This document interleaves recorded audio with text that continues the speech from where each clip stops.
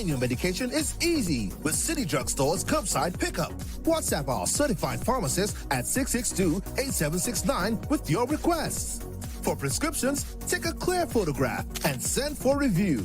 We will engage you in dialogue and then provide a quotation and link for payment. You can then pay via TDC's online payment portal. And once the transaction is complete, you'll be notified that your pickup is ready. Yes, it's that easy. Send your WhatsApp message to 662-8769 to order your medications today with City Drugstore's curbside pickup service.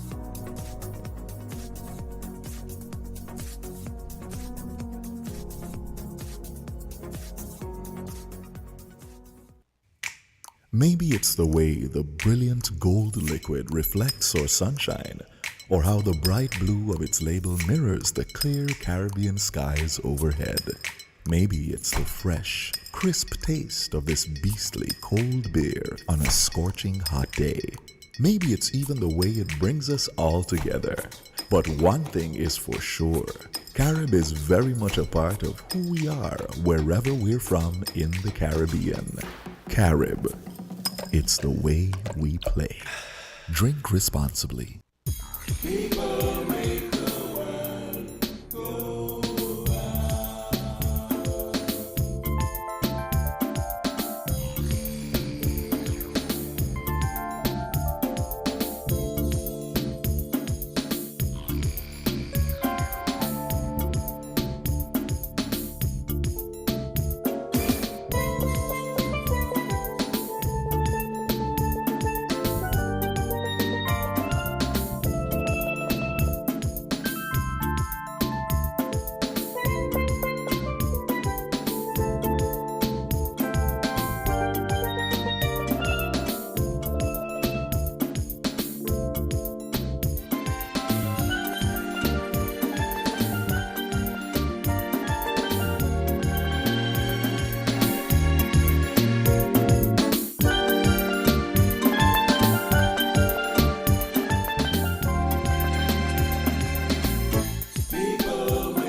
It's a beautiful morning here in St. Kitts and Nevis, and you're tuned into WINN FM 98.9. I'm your host for today's edition of Inside the News, Devon Cornelius. It is Saturday, September 10th, 2022. Thank you so much for joining the program today.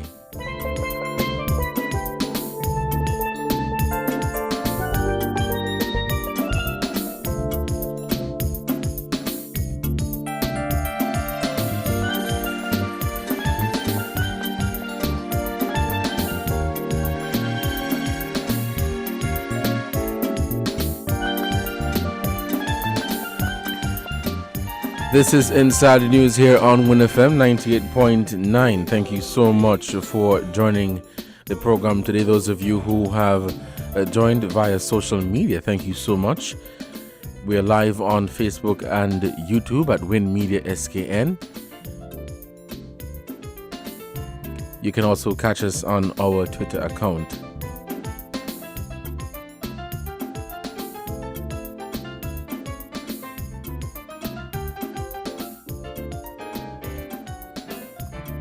Of course, the numbers to call to the program today are 466-0989, 762-0989, or 662-0989.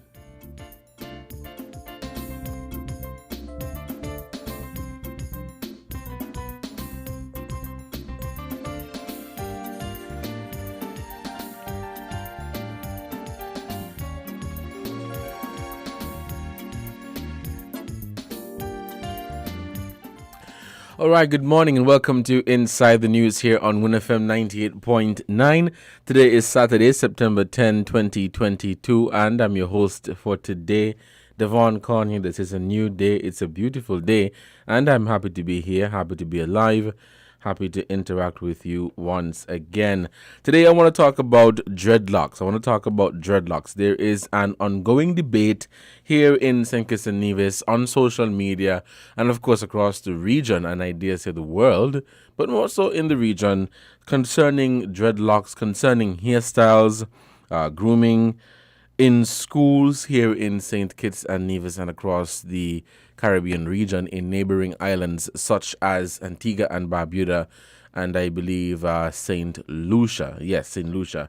There is an ongoing debate between parents and guardians and school administrators concerning hairstyles and what hairstyles should be like, concerning girls and boys, the length, the style of it, texture, all of that is part of the conversation. Of course, this is taking place on social media.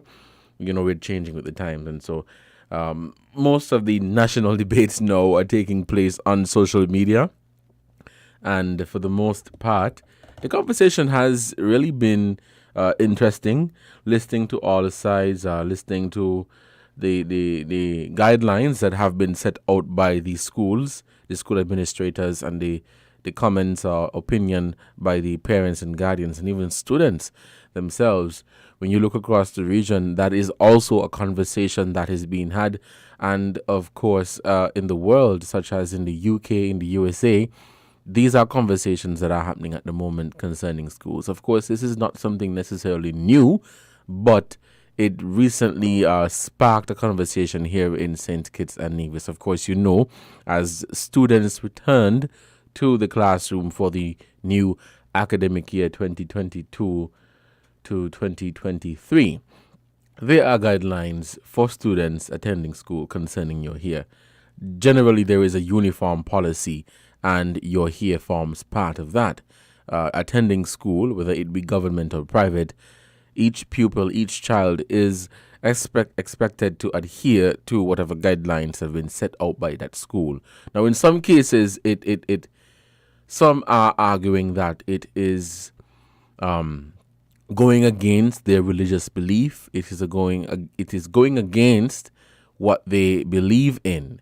And I want to entertain a conversation on this today, bringing it home, of course, here in St. Kitts and Nevis, looking at what transpired in Antigua and looking at what transpired in St. Lucia as well. And of course, I'll be bringing some international reports from media houses such as the BBC, where there was a report, on whether dreadlocks are appropriate for school. Then there's one from CBS where a teen threatens legal action after school tells him to cut off his dreadlocks. It's an interesting conversation, and I look forward to your contribution. So, most recently in Antigua, that is, the cabinet said that it will change the law if necessary to accommodate children who wear locks to school. And a statement from the cabinet says, the cabinet of Antigua and Barbuda, having met all members present 3 days following the reopening of all schools, public and private, expressed its strong condemnation of several schools, both private and public, that discriminate against Rastafarians and those students who wear their natural hair locks or hair in locks, the executive said in a statement. Now, the statement continues, if it becomes necessary, the Parliament of Antigua and Barbuda will be induced to change the policy into law, the statement concluded. Its announcement comes after a 5-year-old girl was refused entry into the New Bethel Seventh-day Adventist Academy in Liberta because the school has a policy against wearing locks. The child, who had already been accepted into the school, was turned away during orientation after the principal pulled her mother aside and informed her that the child could not attend school with locks. The mother told the Observer that she was given an ultimatum to chop off her daughter's hair or not return. Also, a similar incident in St. Lucia, the government there says it remains committed to reviewing the present positions regarding issues of grooming in schools after the 13-year-old son of a lawyer was prevented from attending classes on the first day of the new school term on Monday. The Ministry of Education is aware of the situation at various schools which have sparked public discussion as it relates to issues of grooming in schools on the island, the ministry said in a statement. In a statement posted on his Facebook page, attorney Al C. Elliott Sr. said one of his 13-year-old twins attending St. Mary's College was denied entry into his classroom the first day of school because his hair does not conform to the rules of the school. He said one of the boys had decided to wear his hair grown out while the other has a flatter haircut. Quote, "I am so disappointed in my alma mater. I am disappointed that this is a conversation to be had in 2022, Elliott wrote, recalling that when he attended the college that has produced the island's 2 Nobel Prize winners, my principal then wore his hair like my son." These are 2 recent incidents, one in Antigua, one in St. Lucia, concerning hairstyles and locks and all of that in schools. This, of course, sparked a local conversation where the Charlestown Secondary School issued a guidelines for the uniform policy of for schools where it mentions, and I read here, just pull it up. So a memo from the Charlestown Secondary School dated September 4th, 2022, restricted girls from wearing wigs and weaves and using dye or colored sprays. It says, should braided extensions be used for buns and wraps, the buns should not be excessively large and should be no more than 10 centimeter in diameter. Crochet braids are allowed with the following stipulations. Styles using crochet braids should mimic the student's naturally braided hair. Braids are permitted, but only conservative and protective hairstyles should be used. These should be no longer than shoulder length. If braids are longer, they will have to be removed or adjusted, the memo stated. So this is welcoming braids. In other words, for girls attending the school, you can wear braids. But what the school is asking is for you not to overdo it, not to be too excessive with it. So you can have a nice, based on this memo, you can have a sober color such as black or brown. But of course, if you're allowed to wear braids in school, nobody expects you to come to school with purple hair or red hair or pink hair or green hair or any bright, strong color like what I've listed. But this is a memo from the school. Of course, this sparked a local debate on social media here in St. Kitts and Nevis concerning hairstyles, in schools, and whether they think schools should be issuing policies as it relates to hairstyles. I want to play a clip here where two Kentucky high schools natural hair ban sparks national debate, and ABC News has the details for that. And Texas teen threatens legal action after school tells him to cut off his dreadlocks. Let's just play this clip, and I'll be right back. We're different. We're 98.9. 98.9. WINN FM. A Texas family is threatening legal action against their school district after their teenage son was told he could not walk at graduation because of his hair. The Barbers Hill School District told DeAndre Arnold that his long dreadlocks violate its dress code. DeAndre is being forced to either cut his hair or face an in-school suspension. The Arnold family says this is about race. Omar Villafranca is in Mont Bellevue, Texas, where this all started. Omar, good morning. Does DeAndre's hair violate a school policy? Is that really a policy that says you can't have dreadlocks? Under this policy, yes. Now, DeAndre wears his hair up. It's not in his eyes and it's not below his collar. But the policy was reworded in December, and the superintendent told us it doesn't matter if boys wear their hair up or if they wear their hair down. What matters is the length. It cannot be a certain length. And now the family is pleading with the district for an exception. This isn't how I wanted to remember my senior year at all. DeAndre Arnold's final semester at Barbers Hill High School was supposed to be filled with memories that would stay with him forever. It's always up and kind of off of, all the regulations. But an issue over a hairstyle he's been wearing since the 7th grade is putting a damper on his senior year. His mom thinks it's a black and white issue. There's no people of color on the school board, so I get it that they don't understand about his hair. Is his hairstyle a distraction, or does it stop him from learning in any way? Not a bit. He has good grades. I don't get calls about that. I don't get calls because he's disrespectful. Anything other than his hair. At least once a week for sure. I'm getting called to the office about my hair. What's impeding your learning more? You getting called to the office or your hair? Me getting called to the office every week. I can count on it. Every school district in the nation has a dress code. I don't think you can go to school in your underwear. Superintendent Gary Poole says the dress code, which has been in place for 30 years, only limits hair length, not style. We'd love to see DeAndre back in class, and there's no way we would inhibit him from graduating. But we are going to be fair to the 6,200 other kids that have to comply by the same policy. They said he'll be able to graduate, but he just couldn't walk. Right. I'm a parent, you're a parent.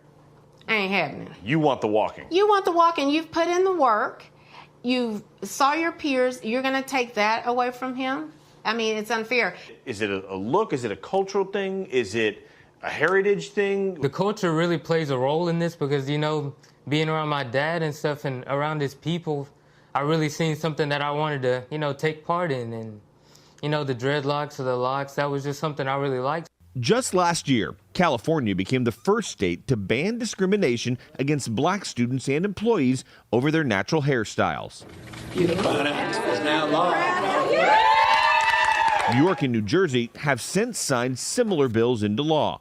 Jerry Monroe is a community activist working with the family. When you heard they wanted him to cut his hair, and they're saying it's a dress code thing, do you believe that?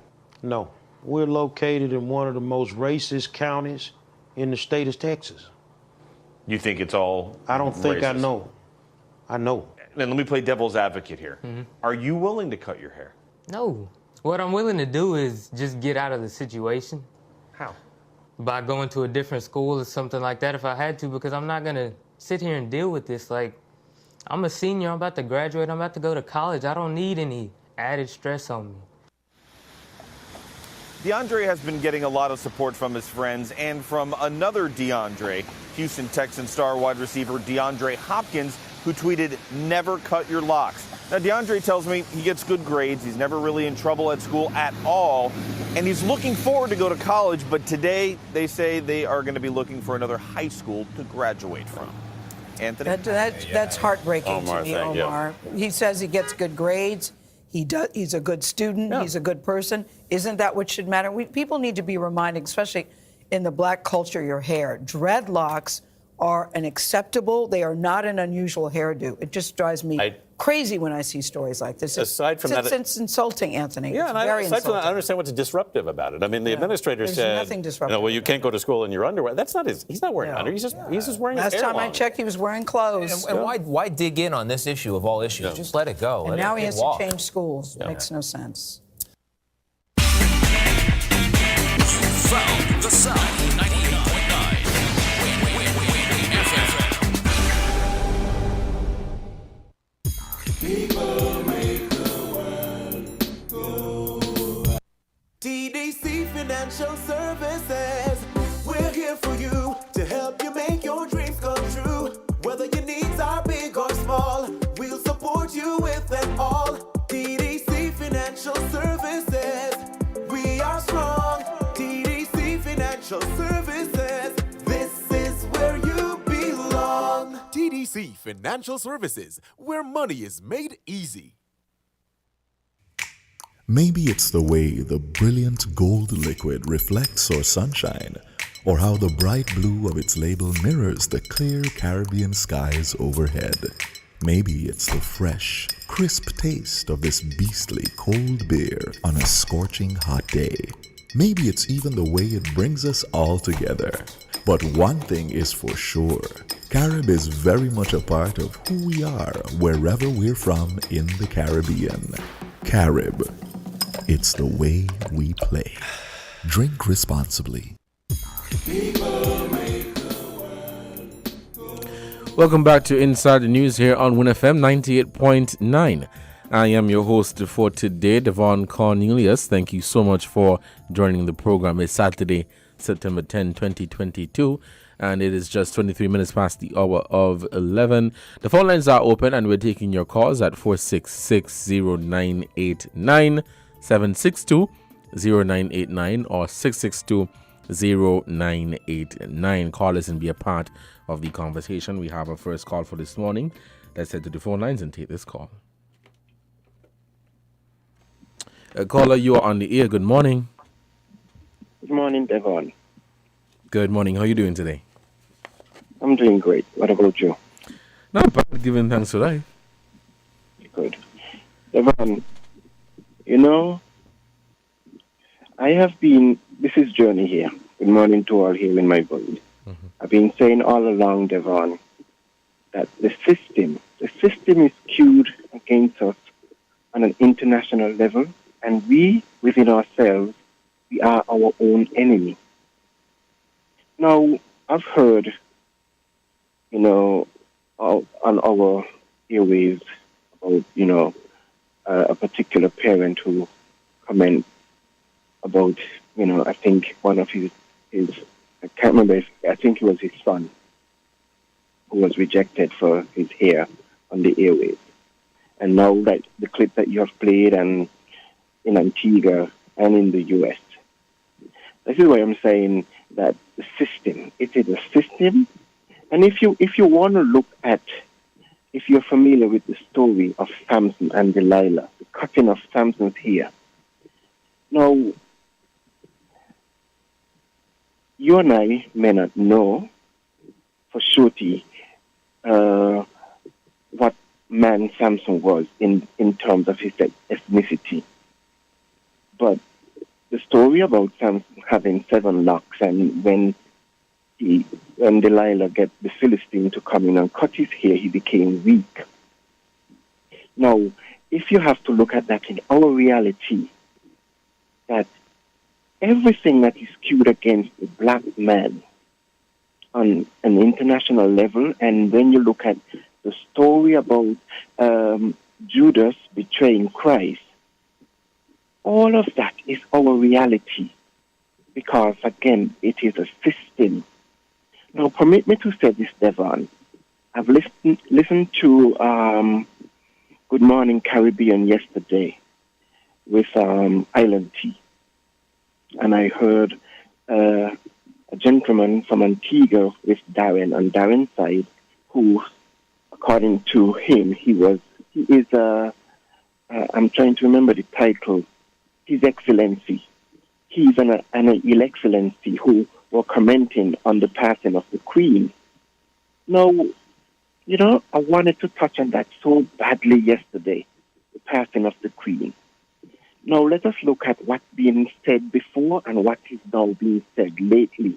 Remember, we're trying to stay on topic today, right? Yes, Devon. Mm-hmm. I am on topic. I'm on your topic. Mm-hmm. Because, again, remember, we did not get our own history in school. And who gave us their curriculum? The question we need to ask ourselves today, because, Devon, the future is at stake. When I say the future, I am referring to the youth who are at stake. Who gave us their curriculum? Now, there are those who would say, okay, we have moved away from it. But have we really? Have we really moved away from what they gave us and knowing who we are? Because our story was hidden from us by them. And if you know what they did to us, our ancestors, their hands are washed in our ancestors' blood. And this is why I am saying on an international level, The system is skewed against us, and we have become our own enemy within. Now, the thing is that what I'm saying, when we start to love and appreciate ourselves, they become irrelevant to us. And I'm saying this without prejudice and hate. It's just a fact. I don't hate, the Caucasian race, but let us be real. Because surely we doesn't love ourselves. They divided us, and it worked for them. I've been touting on the airwaves, Devon, that we need to unite. And uniting, we have to start loving ourselves. I'm not saying that we should hate them. I mean, I don't hate them. I condemn the wickedness came from them. Would you say that, because some are making the argument that while, instituting a policy for your hair, or in other words, if you have locks, if you have long hair, would that affect your learning? Some are arguing that even though it would not affect your learning, it is part of the uniform policy, or it is a part of the school's policy, so you should adhere to it because it is the policy. What do you say to that? Again, I would say, Devon, now, the enemy within. Who knows who have gotten to whoever is, for instance, I think one of the clips you played, whether you comment and say that the principal pull a parent over and say, either your son or your daughter cannot come to here with dreadlocks. Right. Now, let us take that person. I don't know who, I don't know whether they are black or white. But let us suppose that this person is, the person who was pulled over was black and the child is black and even the principal is black. Who have gotten to the principal to say, well, was it their own idea? And if it's their own idea, why go up against your own? Why come up against your own? I mean, what does long hair got to do with the ability to learn? What? And to prohibit a child from an education, you don't know what that child will become when they grow up, when they graduate and left school. And you're going to say, because your hair is a deadlock, you cannot obtain an education? So you see, that is the enemy within. We need to move away from this. Let us learn to appreciate ourselves. I mean, if the child is well groomed with long hair, why prohibit the child from obtaining an education? Okay. Thank you for hearing me, Devon. And thank you so much, caller, for your contribution to this program. This is Inside the News here on WINN FM 98.9. I'm your host for today, Devon Cornelius. It is 11:30 here in the studio, and I'm going to play another clip for you. This is from the BBC. It says, "Are dreadlocks appropriate for school?" Let me play this clip for you. I've had my hair for all my life, so I don't want to cut it. Dreadlocks can be a fashion statement, but they're also sacred. It's my religion, so it means a lot. Chikazi's hair holds a number of religious meanings, including the biblical command not to cut one's hair. I'm Rastafarian, and I shouldn't cut my hair. Chikazi's school doesn't buy that. His head teacher threatened him with suspension if he didn't cut off his dreadlocks, and he was taught in isolation. At 12 years old, just weeks into his new school life, Chikazi had to move to another school to keep his dreadlocks. If I'm following that fate, and if this is my fate, I have to abide by that rule. I cannot abide by anybody else's rule but the Creator's rule. What do we want? Equality! When do we want it? Now! Fulham Boys' School, a Church of England academy, is accused of religious discrimination. The ban on dreadlocks has sparked global newspaper headlines. There's a growing petition, and today, a protest by the Rastafarian community outside the school gates. But Fulham Boys' School is not backing down, maintaining its position that it has a strict uniform policy that every pupil, whatever their culture, whatever their background or religion, must stick to. Let's stop the racism at Fulham Boys' School! I don't know what's going on with society these days, but we have to address this as parents and as Rastas. What do we want? Equality! What do we want it now? We've consulted with lawyers who have all said that the school's position is unlawful. So we have it on good authority that the school's position is untenable. It's in conflict with the law. In fact, Ofsted guidance warns schools that while they can impose their own uniform policies, they should be willing to adapt to accommodate religious beliefs, unless they can justify a reason not to. Fulham boys' schools say they see dreadlocks as a social issue, not a religious one. They may have to argue that in court. Chickazee's family are seeking legal action. Chris Rogers, BBC London News, Fulham. WINN is 98.9. 98.9 is WINN FM. People make the world go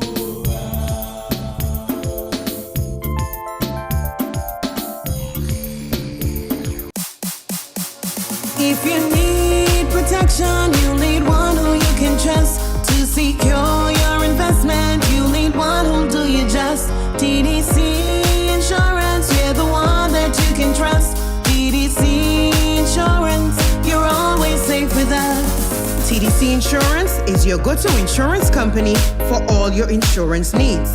We take pride in offering you the best solutions and ensuring our customers are fully satisfied.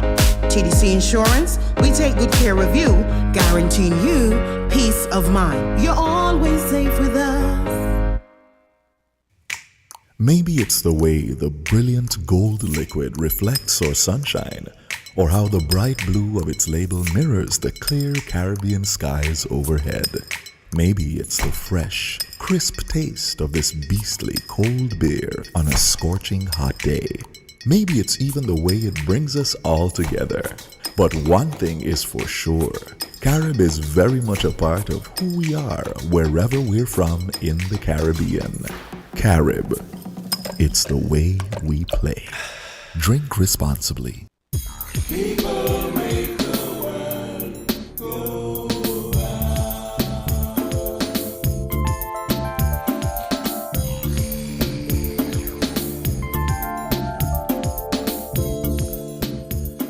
Good morning and welcome back to Inside the News here on WINN FM 98.9. It is 11:35 here in the studios.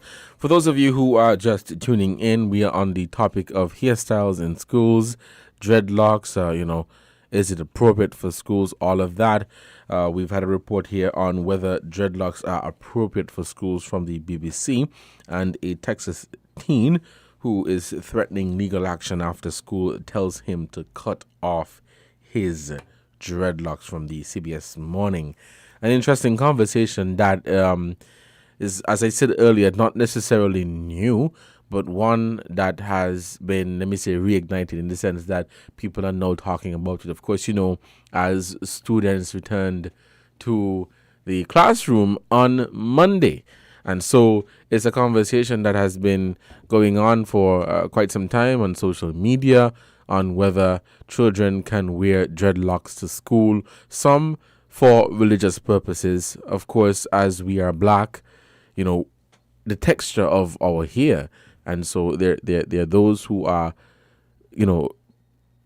saying that we have to embrace, or there is nothing wrong with embracing your hair.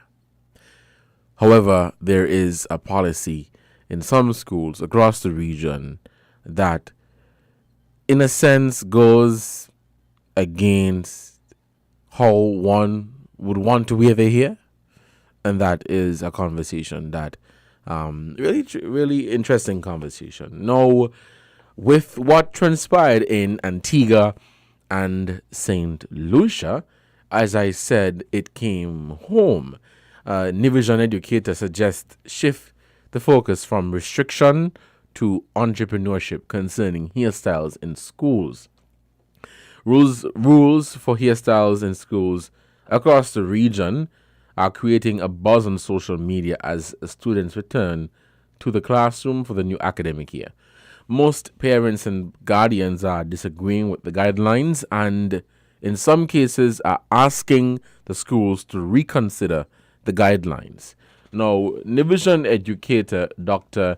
Andrea Busu has joined the conversation in saying, quote, not only are the rules discriminatory, such as not wearing of wigs or weaves, but they are downright ridiculous. Dr. Busu, in a Facebook post on Thursday, suggested that schools should, quote, shift the focus from restriction to entrepreneurship. She said, have these teachers or principals ever thought of building a program or opening up beauty shops or barber shops on high school campuses? Teach our children basic life skills so that they can survive when the economy takes a nosedive. What about encouraging students who can to grow their hair, cut it, and donate it to organizations like Locks of Love, which makes wigs for children and adults who suffer hair loss caused by cancer or alopecia. Dr. Busu, an educator for more than 20 years, further wrote, when we concern ourselves about the hair color, why not teach our students how to blend colors, how to color braids, how to create a business model that will help our students to be entrepreneurs? The hair business is $1 billion business. Why not tap into it? When our students graduate and head to college, they can even have a side gig making money to fund their education. Why not teach our children the difference in hair grades and the products that are most suitable for the different types of hair? Dr. Busu went on to say that our hair is our crowning beauty. Why not teach our children to love their hair? Regulating hairstyles is a complete waste of time. Support creativity, think outside the box, embrace differences. Yes, even in hair. She says refrain the urge of restricting others' hairstyles because of your personal preferences. At a time when our children and teenagers need a confidence booster, leave their hair alone. Embrace creativity. Yes, I am a principal. I have 2 requirements for hair. First, it must be clean. And second, it must be free of parasites or fungi, such as lice. I enjoy the creativity. My students leave our school with a sense of who they are. I pray that soon and very soon our high school administrators will catch the vision and create beauty shops or on campuses across the Caribbean rather than discriminating against the students. A very interesting conversation. The phone lines are open and we are taking your calls at 466-0989, 662-0989. It is 40 minutes past the hour of 11 and you're tuned in to WINN FM 98.9 for another edition of Inside the News. I'm your host for today, Devon Cornelius. Thank you so much for joining the conversation. As I said, it's a very interesting conversation that is happening, and there's some who are for it, there's some who are against it, listening to both sides. I mean, both sides have valid arguments. They do. We have a caller on the line, so let's head back to the phone lines. We'll take this call. A caller, you're on the air. Good morning. Hey, good morning, Devon. Good morning. How are you today? How are your locks? Sorry? How are your locks? I don't have any locks. Black people hear locks, you know. That's why they call. Now, I'm going to present two sides to the argument. Mm-hmm. Now, all locks are not on black people here. Do you know that? Yes, I do. Yeah, I think sometimes we get carried away. I recall the first time when I went to university, and I went to the economic division. The head of the division, I forgot his name right now, was a Portuguese with some long locks. I mean, I started laughing and all, you know. I said, well, what's the man, this boy? So don't always assume that locks are on black people here alone. If you subscribe to certain religion and philosophy, you wear locks. Even the Jews wear locks, you know. If you're an Orthodox Jew, because the Bible talk about Nazarene, if you're a Nazarite. Mm-hmm. The one with Samson, mother was warned from his, even before he was born, not to cut his hair because he's going to be a Nazarite. Not a Nazarene, a Nazarite. Now, if Rastas, if that is their belief, that they are Nazarites, and the Constitution supports freedom of religion, then based on that condition, they are free to lock the children here. So we start there first, right? Right. They have a constitutional right too. Mm-hmm. Now they also, on the other hand, have a constitutional right for that child. The child is going to be stigmatized. Do you know that? Oh, tell me how. Sometimes, now you will see some men have some, they hair locks, but they're done in a nice orderly looking thing. Sometimes because the child hair is short.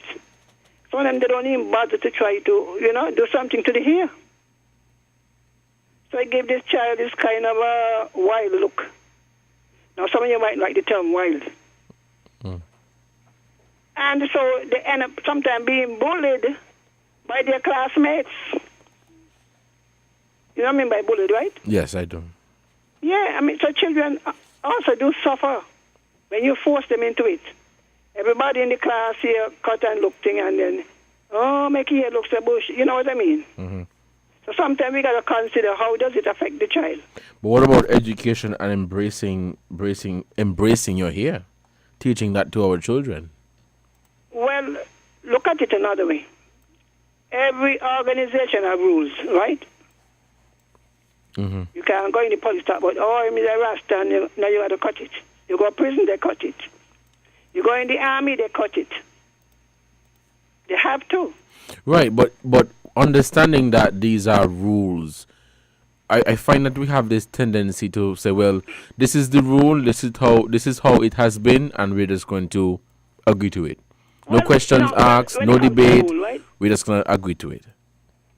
Well, you see, the point is, the argument should not be at the school gate. It should be at the gate of the person who made the rule. Right, but the argument has to start at the school gate. What and channel up the channel up. Yeah, but listen again. If the policy is sent down, I mean, we got to understand the school does not make the policy. Mm. If the school does, it can be cancelled at the school gate. Mm-hmm.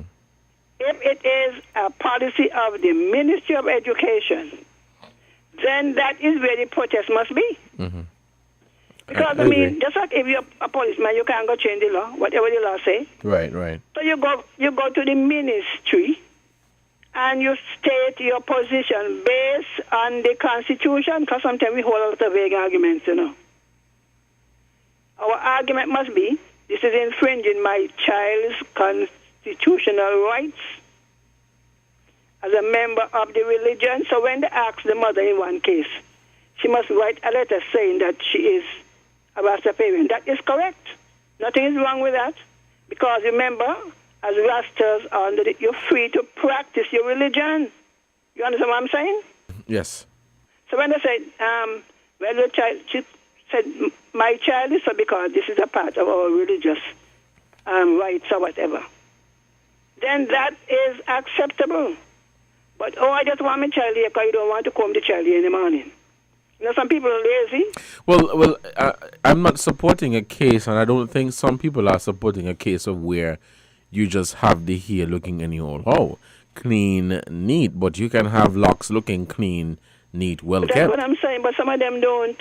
Mm-hmm. But I had my hair afro for over 30 years, It's only since I retired I started to grow my hair. Anybody who know me, make it and iron your hair. You know what I mean? But I believe in black power and black identity. Mm-hmm. And anybody who was going to come up and tell me, well, I can't come in here. Then you see, when you know your rights, you act according to it. Now, this thing, we very father fashion too, you know. Let me come to the girls. To the female. Let me say the female and the girls and the teens. Mm-hmm. I am sure that some of us are aware that some of the hairstyles that the adults have, that they put on the children, are very distracting in the school, in the classroom. Very distracting. And the truth is, at the end of the school and the college, they are often more likely to find themselves unemployable, even though they may be qualified. Society will first have to change their belief for us to accept it, and we have to understand that. You know, before time, a woman couldn't plait her hair and work in the bank. Mm-hmm. But there was pressure on society and said, look, what is the difference? And now you have men are now acceptable, even though it is not fully acceptable. A lot of males have difficulties getting jobs in the corporate sector. I didn't say retail, in the corporate sector, with locks. So it requires a decision on the part of the person. So we first got to look at it. Now, if they say the child can't come in with the hair, so why you going to waste time arguing for the school? The rules are sent to them. You find yourself wherever the education ministries. Mm-hmm. And then if you can't get a response, the courthouse is always open. The matter was taken to court in Nevis, you know that? Mm-hmm. Yeah, the Rasta took the Nevis government to court, and I think they won. That is how we handle this matter, not just talking.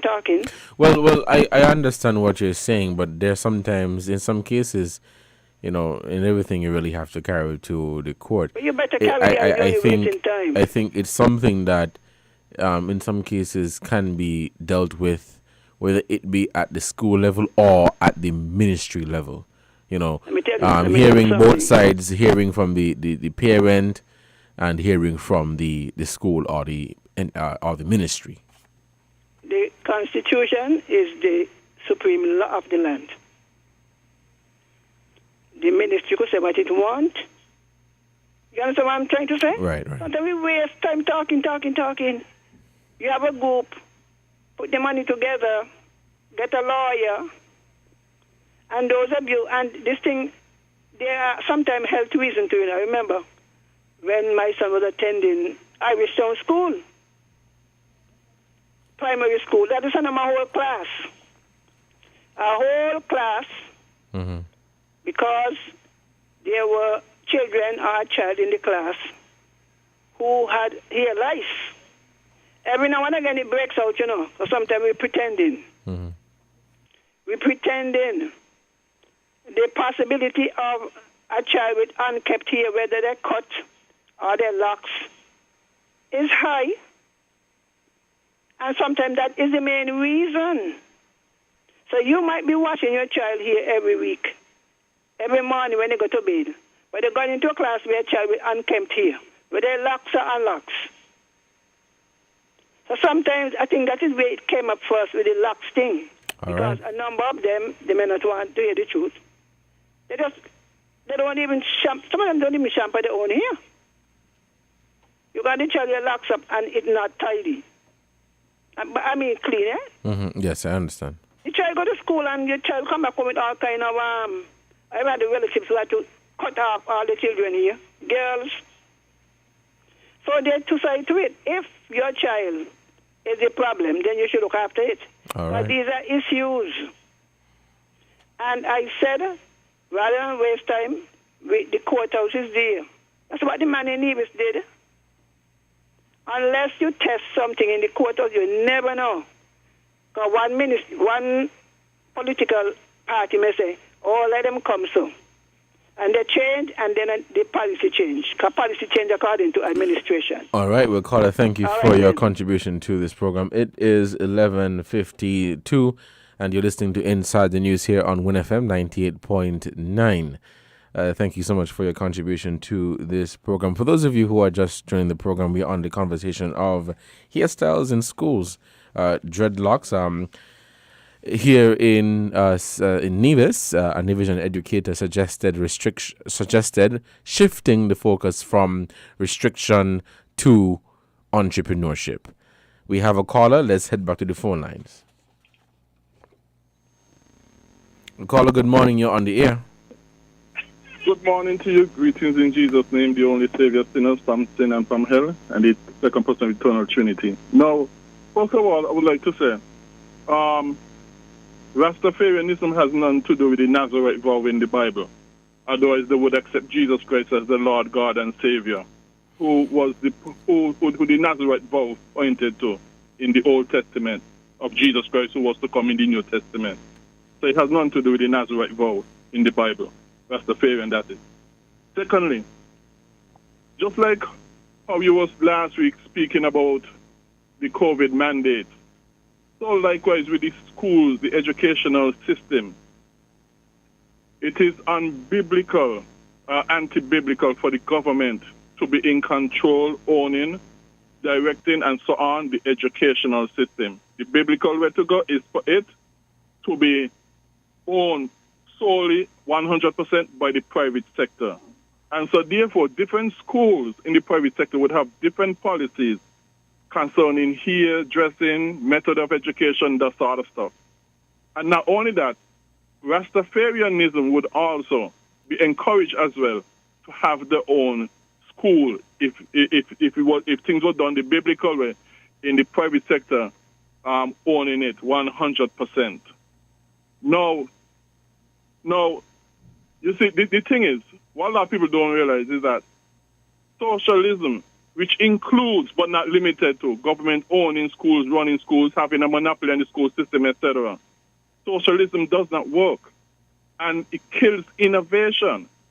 When things are in the private sector and the less taxes you have as well in combination with the private sector owning it, which make things cheaper and cheaper to do, the less the taxes are and your government regulations as well. It creates innovation, inventiveness, and that sort of stuff. Once things are in the private sector, there is where you find innovations, invention, that sort of stuff. But when things are handed over and government are running it, which is a socialist form of doing things, it kills innovations, it kills inventiveness. And so therefore, even where schools are concerned, it kills innovation, inventiveness, and that sort of stuff in the government system. But if you privately own, you have competition, and therefore, because you have competition and the less taxes you have, the cheaper things will do. The cheaper it would be to have innovations, inventiveness, and that sort of stuff, which will be far, far better. Going the Bible way. All right, caller, thank you. Thank you. Thank you for your contribution to this program. It is 11:55, and this is WINN FM 98.9 Inside the News. I'm your host for today, Devon Cornelius. Thank you so much for joining the program. We'll take a break at 12 for the headline news, and when we come back, we will continue the conversation for today. Very interesting conversation that we're having. As I said earlier, in Nevis, the Nevisian educator suggested shifting the focus from restriction to entrepreneurship. So instead of putting restrictions in place on the hairstyles and how one should wear the hair at school, let us shift the focus to entrepreneurship. How can we make money from this, which is what the good doctor says, $1 billion industry. So remove all of the focus from instituting or putting in place restrictions on hairstyles and all of that, and shifting the focus to entrepreneurship, which I think is a good idea in the sense of what we've seen, can happen to the economy, of course, coming out of COVID-19 and other other threats and financial threats that we have had. In Antigua, there was an issue there with a 5-year-old who was attending school for the first day, and that was last week, Monday, and she was wearing locks but was not allowed to enter the school. So it says it comes after the cabinet says that they're going to that they will change the law if necessary to accommodate children who wear locks to school, and the announcement comes after a 5-year-old girl was refused entry into her school because the school has a policy against wearing locks. The child, who had already been accepted into the school, was turned away during orientation after the principal pulled her mother aside and informed her that the child could not attend school with locks.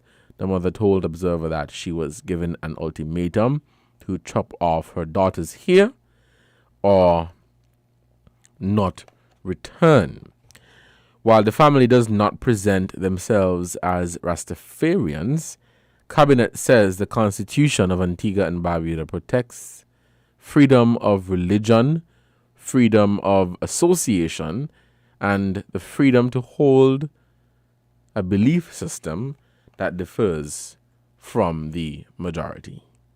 In very interesting conversation. And in St. Lucia, a similar way, a 13-year-old boy was turned away because his hair does not conform to the rules of the school.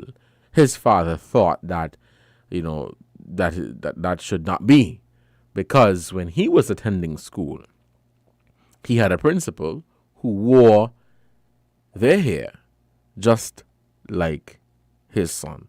So it's a very interesting conversation. It is one where on one hand we're saying, these are the rules, this is the policy, whether it be a school policy or policy that came down from the authoritative body that is the Ministry of Education or whatever, and in some cases, and on the other hand, religious belief and allowing people the freedom of expression and the freedom of religion and association and all of that. There is no taking sides, but listening to the both arguments that have been made, and again, it is a very, very interesting conversation that we're having. It is not new. It is not new. It has come again because, school is now open. Students are returning to the classrooms after quite some time being out of the classroom because of COVID-19. So it is now 12. We'll take this break for the headline news, and when we come back, we'll continue inside the news right here on WINN FM 98.9. Thank you so much for joining the program today. And when we come back, we'll continue inside the news for today. Let's take this break, and we will be right back. Stick and stay. You found the sound. 98.9. WINN FM.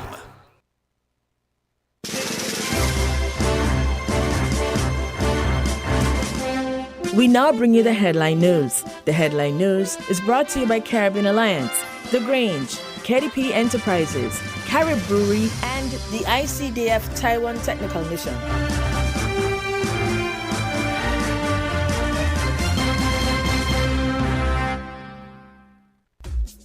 Think before you bin it. There can be some use in it. The St. Kitts and Nevis Solid Waste Management, in collaboration with Taiwan ICDF Technical Mission and the Department of Environment, presents Let's Recycle. We are encouraging all residential homes, commercial businesses, and schools to bring along your plastic bottles, metal cans, and aluminum cans, ready for an opportunity to win big. From 9 a.m. to 5 p.m. every second and fourth Tuesday each month at the following locations in St. Kitts: the Connery Roundabout, every first and third Tuesday at Buckley's parking lot in front of Best Buy, and the last Saturday of each month in Deep Bay. In Nevis, every second and fourth Friday of each month at Delta Petroleum, Ex-Petrol in Camps, Big Six in Gingerland, and Old Artisan Village in Charlestown. But wait, that's not all. 1 pound equals 1 point. So bring your recyclables and build up your points for a chance to win stainless steel thermal bottle, flatware set, and much more. To learn more about the recycling project, do visit our Facebook page at Let's Recycle in St. Kitts and Nevis or contact us at 465-2372. The choice is yours. Save it or waste it. You are the difference. Reduce, reuse, recycle.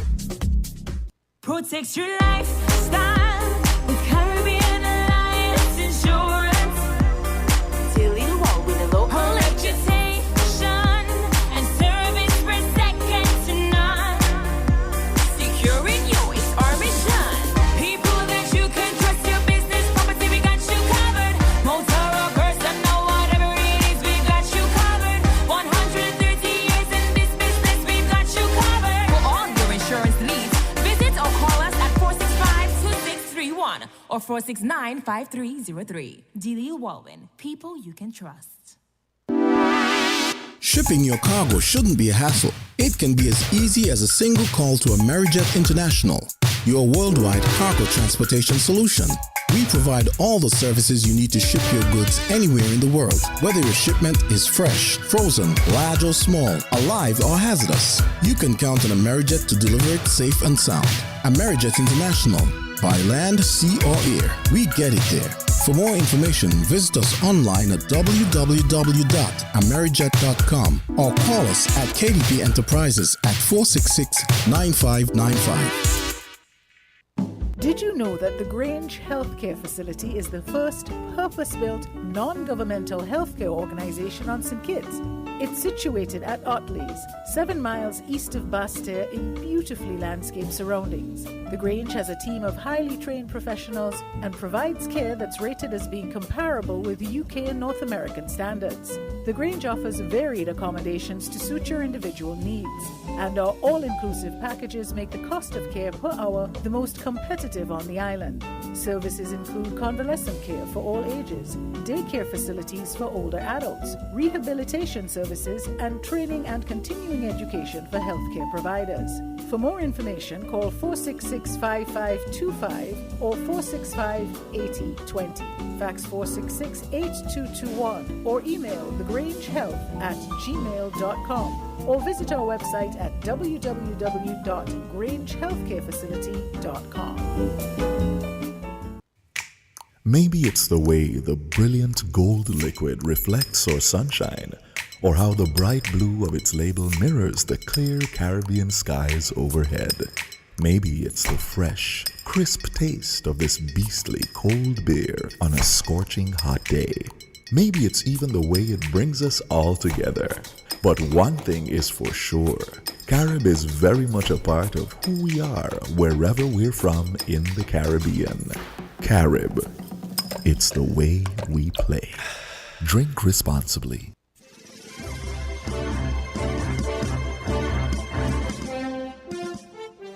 With the WINN Headline News, I am Kevon Brown. Making the headlines, tourism sector to update primary air and seaports in St. Kitts. Seismologists are keeping watch over the volcanoes in the region and question the preparedness of the Caribbean for another possible volcanic eruption. Internationally, former U.S. President Donald Trump's team may not have returned all the classified records removed from the White House at the end of his presidency, even after an FBI search of his home, U.S. prosecutors said.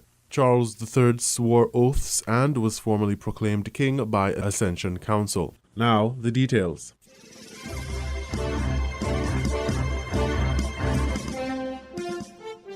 As part of the reinvestment in the tourism industry, the government, along with the St. Christopher Air and Seaport Authority, SCASPA, is updating the infrastructure of critical ports in St. Kitts. Currently, the larger aircraft at the Robert Llewellyn Bradshaw International Airport are parking on the western end of the apron, which requires travelers to walk to and from the aircraft, an experience described by the Minister of Tourism, International Transport and Civil Aviation, the Honorable Marcia Henderson, as, quote, a less than welcoming experience for our air passengers, end quote. Henderson made those remarks during the August 8th tourism press conference while updating the public on infrastructure plans for the air and sea ports. Tender documents are being prepared to obtain quotes for the necessary repairs of the apron. The minister continued, in addition, efforts are underway to improve the experience at the airport by making both the air conditioning units and escalators operational by the end of this month.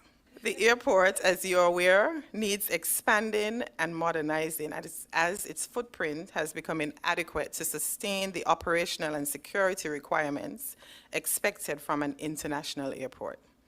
Given this, SCASPA has developed a master plan for the airport with renderings of a modernized facility that includes added capacity and the maximizing of available land at the existing location. This upgrade is planned to be executed in a phased approach, so as not to impede the existing operation. CEO of SCASPA Ivor Keithley Phillip explained that any expansion of the airport has to be done to the west. The plans include shortening the distance between the aircraft and the departure or arrival lounges. Also taken into account was the movement of the arrival and the departure areas.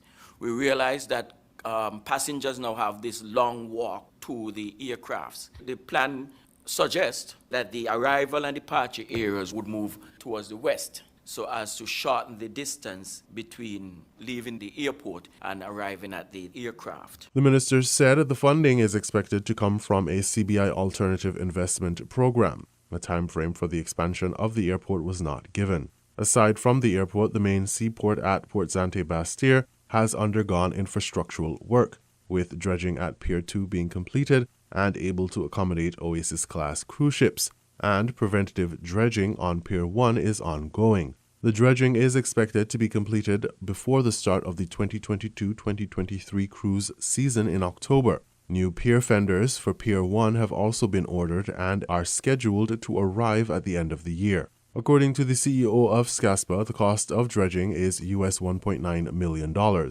which includes the dredging of all three piers. At the end of the dredging work, all three piers will be able to accommodate Oasis-class cruise ships. Following the constraints over the last 2 years from the COVID-19 pandemic on the cruise sector, the tourism minister predicted the 2022-2023 cruise season would draw closer to pre-pandemic levels.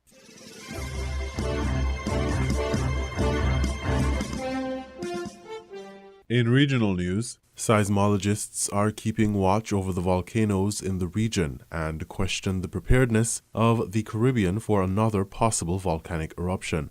The Virgin Islands Consortium has that report. How well is the Caribbean region prepared for another volcanic eruption? In December 2020, the volcano on the island of St. Vincent, La Soufrière, jolted everyone's focus from the exigencies of the COVID-19 pandemic. Immediately, residents of St. Vincent, the Grenadines, and neighboring islands began to worry about whether the plumes of steam and gas would become an explosion of molten rock that would threaten life and property. La Soufrière did eventually erupt violently, prompting mass evacuation starting April 8th as the signs grew clearer. At 8:41 a.m. on the 9th of April 2021, La Soufrière belched a huge cloud of ash approximately 10,000 meters into the air. Fine particles of needle-sharp pulverized rock rained down over St. Vincent, the south end of St. Lucia, and drifted east to cover Barbados. 2 more explosive eruptions would follow that day. The events in St. Vincent have only served to fuel worries of the inhabitants of other volcanic Caribbean islands, many of whom still acutely remember the destruction that was visited upon Montserrat by the Soufrière Hills volcanic eruption in 1997. On June 25th of that year, a significant pyroclastic flow caused 19 fatalities and altered the island's landscape forever. According to the UWI Seismic Research Center, there are many other volcanoes in the Caribbean that need to be monitored. Ceba's Mount Scenery, the Quill in St. Eustatius, Mount Liamuiga and Nevis Peak in St. Kitts and Nevis, respectively, Guadeloupe's La Grande Soufrière, Mount Pelée in Martinique, the Soufrière Volcanic Center in St. Lucia, Grenada's 3 volcanoes, including Kikumjeni, and 9 volcanoes in Dominica. This year, the UWI Seismic Research Center published Vinci Voices, Lessons from La Soufrière, a short film which details the La Soufrière eruption from the perspective of Vincentian residents. I heard this song that I'd never heard before. All of us in the station came out to our amazement when we looked to the area of La Soufrière. It was just ash. Looking at the atmosphere, the ash, it was, at some point it was amazing and at some point it was terrible. at one particular point you thought it had ended, and then you only to hear, oh, there has been another eruption. So that is something I wish somebody could have told me, that, oh, it was erupting and it would erupt for 1 day or 2 days, but that's not how it works. A friend from Kingston called me. He said, Sheriff Chief, you hear anything about the sufferer? I said, no. He said, well, somebody said they went up there and they see signs. So, well, that get me aware that I must. So, it's about a day after I feel a tremor. We feel the tremor. And then we feel in the tremor, going more, going harder and harder and harder. So we get scared. So we start to prepare. Together with the government, the scientists, it was easier than 1979 because the scientists giving reward on the radio, which he did a marvelous job, Mr. Robertson. Thank God for you. I packed, I got my Jeep ready, I got my children ready, and we moved out about 9 in the night. We kept our bags packed. We kept things packed. We had our bags just to take up and move at the time of moving. My home was flooded out after the volcano. Everything would have under mud, so I couldn't come in. And it spares my heart when I comes in to see my home, because it's really heartbreaking to see inside full of mud. The clothing swimming, the bed on mud. Everything was so dirty. So that pains my heart. And I want to let people know that, things like these, again, they must really take it serious, because you never know the aftermath of it. In the wake of the eruption, it became clearer just how dangerous volcanic ash could be. The ash can not only cause serious burns, but water and even food supplies can become contaminated. Ash from volcanoes can also cause irritation in the eyes and lungs. People think the ash was just the soft, those soft ones that fell and looked like snow and whatever. No, but the ash was also the heavy gravel, so they're different size particles. On the road, it would kick up. It would just store up the ash, and you won't be able to see anything. Even if you have your hand right in front of your eyes, you can't see it. I know of one young man, he came, and when I saw him, I saw his face with, burn spots. He said to me, Miss, you know how my face came like this? I stayed back up there instead of coming out, and it's the ash, because he came from Georgia. He said it's the ash that burned him and burned up his face. Seismologists and volcanologists have in recent months been paying particularly close attention to Mount Pelee in Martinique, where seismic activity has been increasing. Although many were not felt by the population, there have been 42 volcano-tectonic earthquakes between January and February of this year, each with a magnitude of 0.1 or less on the Richter scale and occurring at a depth of between 0.5 and 1 kilometers. They are said to be associated with the presence of fluids, either gas or water, within the volcanic edifice. Although Mount Pelee is now being described as restless, there is no reported imminent threat from the increased seismic activity. The quakes might be a signal that the volcano is preparing itself for an event, but that could be months and months, even years, into the future.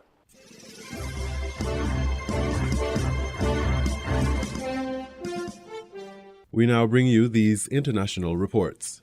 Former President Donald Trump may not have returned all classified documents removed from the White House at the end of his presidency, even after the FBI search of his home. That is according to a Justice Department court filing asking U.S. District Judge Eileen Cannon, a Trump appointee in Florida, to let investigators continue reviewing about 100 classified records seized at Trump's Mar-a-Lago residence, and warned that any missing documents could pose a national security threat. Judge Cannon temporarily barred prosecutors from examining the seized records, and on Friday, the DOJ and Trump lawyers were set to jointly file a list ordered by the judge of possible candidates to serve as a special master to review the seized materials. The independent special master will be tasked with weeding out anything that should be kept from prosecutors, either due to attorney-client privilege or executive privilege, a legal doctrine that shields some White House communications from disclosure. Trump is under investigation for keeping classified records after leaving office. He allegedly obstructed the probe by concealing some of the records when the FBI tried to collect them in June with a grand jury subpoena.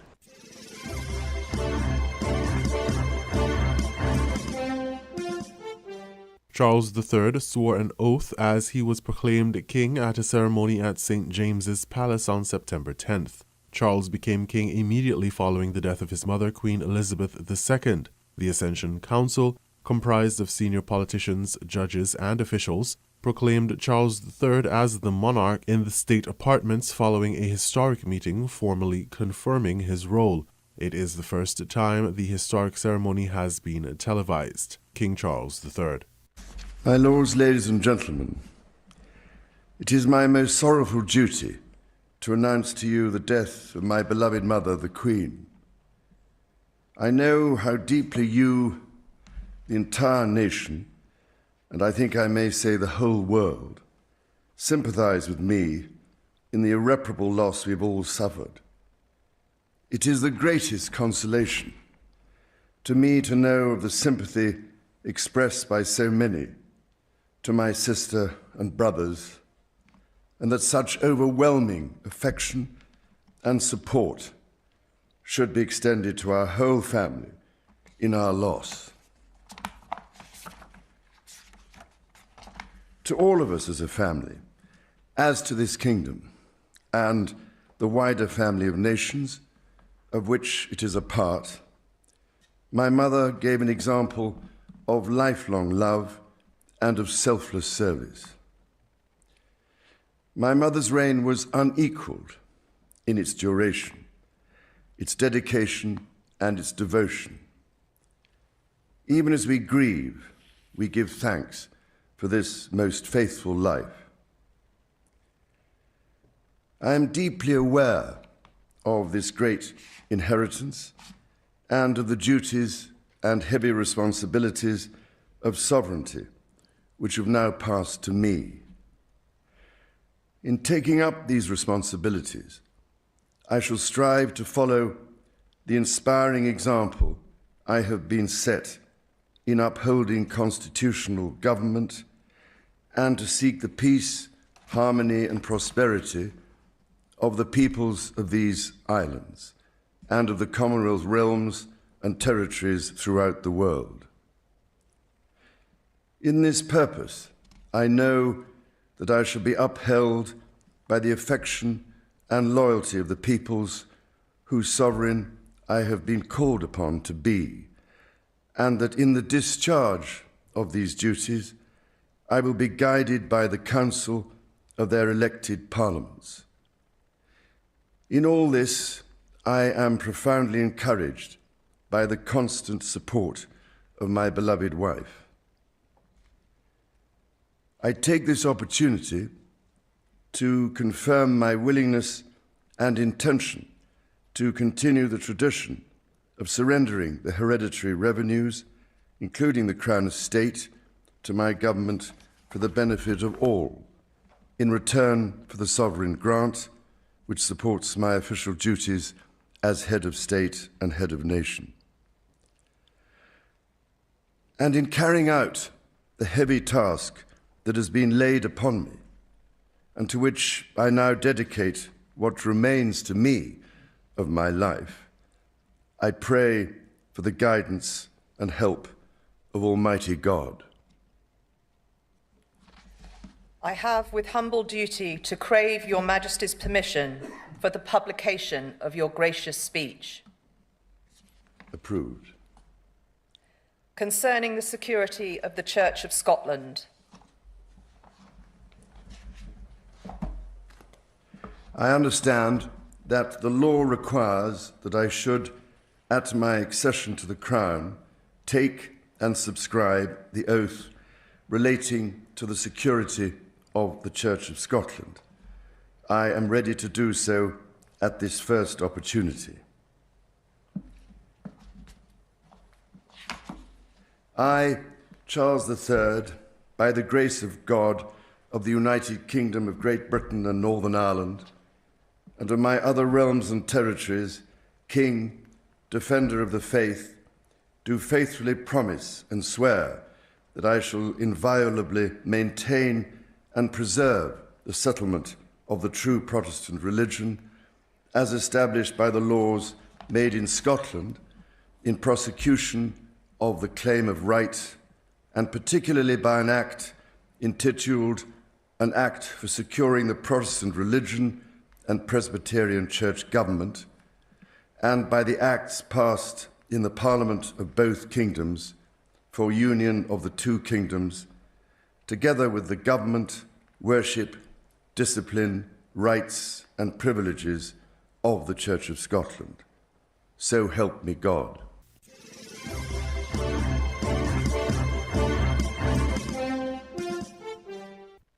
The EU has dropped plans to cap the price it pays for Russian gas. Energy ministers from the bloc met Friday in Brussels. They scrapped plans for the cap after the idea failed to win broad support. Member states in Central and Eastern Europe who still get gas from Russia feared retaliation by Moscow. Russian President Vladimir Putin has said he would cut off supplies altogether if a cap was imposed.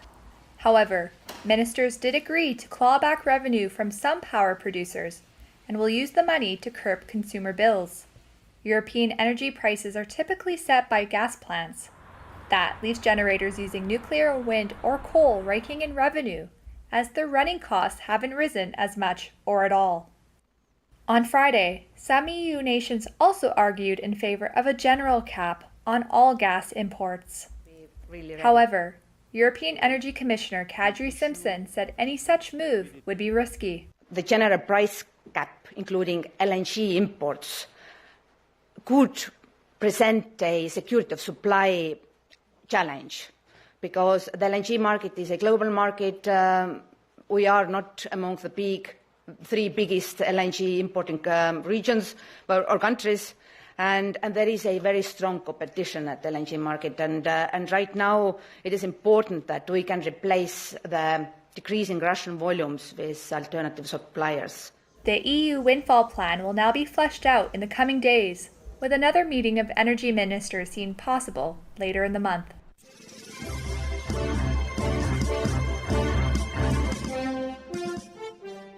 Now, Ukraine says Russian forces have retreated from the eastern city of Izium as its troops close in on the logistical hub. The counteroffensive has made significant gains in the eastern Kharkiv region, retaking dozens of towns and villages in the past week. Meanwhile, Russia has deployed more troops to shore up its defences. But the Moscow-backed administration in the Kharkiv region admits the Ukrainian advance has been rapid. Let's get more on this. Gabriel Elizondo has been following developments from the outskirts of Kyiv. So, Gabe, we're hearing of these significant advances in the last few hours. What more can you tell us? Yeah, this has been a huge and ambitious military blitz by the Ukrainians. And it started about 3 days ago, and it's just been picking up steam every day for the last 3 days. And now the Ukrainians are on the cusp of retaking the very strategic and important city of Izium, just southeast of Kharkiv city. This is a critical turning point in this war because Izium is a city of more than 50,000 people. It's not a village, it's not a town. It is a small city, but it was taken by the Russians in March and April after nearly 6 weeks of fighting. The Russians have held it ever since. And it's been a stronghold of the Russian military for the last several months. They've been using it as a key transit point on the rail line system there to supply their troops, the Russian troops from the Donbass region all the way into the Kharkiv region as well. This is why the fact that the Ukrainians have been able to retake it is so significant. It basically means that the Ukrainians have cut off supply lines to an entire portion of the Russian soldiers there. And this blitz has really been incredible by the Ukrainians in many ways, or remarkable, I should say, because just in Izium, like I said, it took 6 weeks for the Russians over fierce fighting to take that city. It appears the Ukrainians have retaken it in less than a day. The Russian front lines have collapsed. There's simply no other way to state it. At least the Russian front lines in the northeast region near Kharkiv. The Russians have been pulling out, pulling back. The soldiers for the Russians that were on the front lines, that were not well trained and not well equipped, were easily overrun by the Ukrainians. The Russian troops that were further back and more entrenched, that did have more troops and better equipment, they seemed to essentially pull out and run away. That's pretty much the situation that we're seeing in the Northeast. And even on pro-Russian Telegram channels, you are hearing things like, this was a defeat, clearly we were caught off guard. These are the kind of things that you're hearing even from pro-Russian onlookers here. So clearly the question now for the Ukrainians is how far do they go? How far do they push this? But right now, they clearly have a major momentum in the Northeast, and they have retaken strategic areas that are a major setback for the Russians and a major success for the Ukrainians. All right, Gabe, thanks for that. Gabriel Elizondo reporting from the outskirts of Kyiv. Thank you.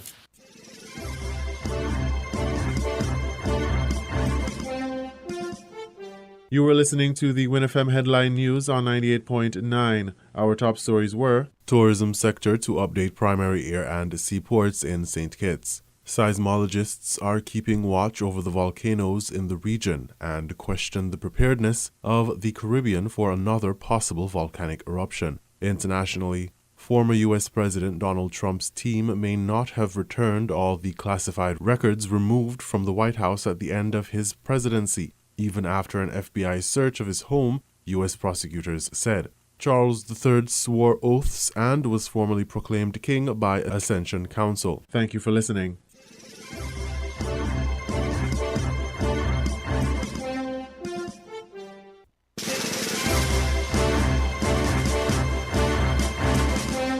That was the WINN FM Headline News. The Headline News is brought to you by Caribbean Alliance, The Grange, KDP Enterprises, Carib Brewery, and the ICDF Taiwan Technical Mission.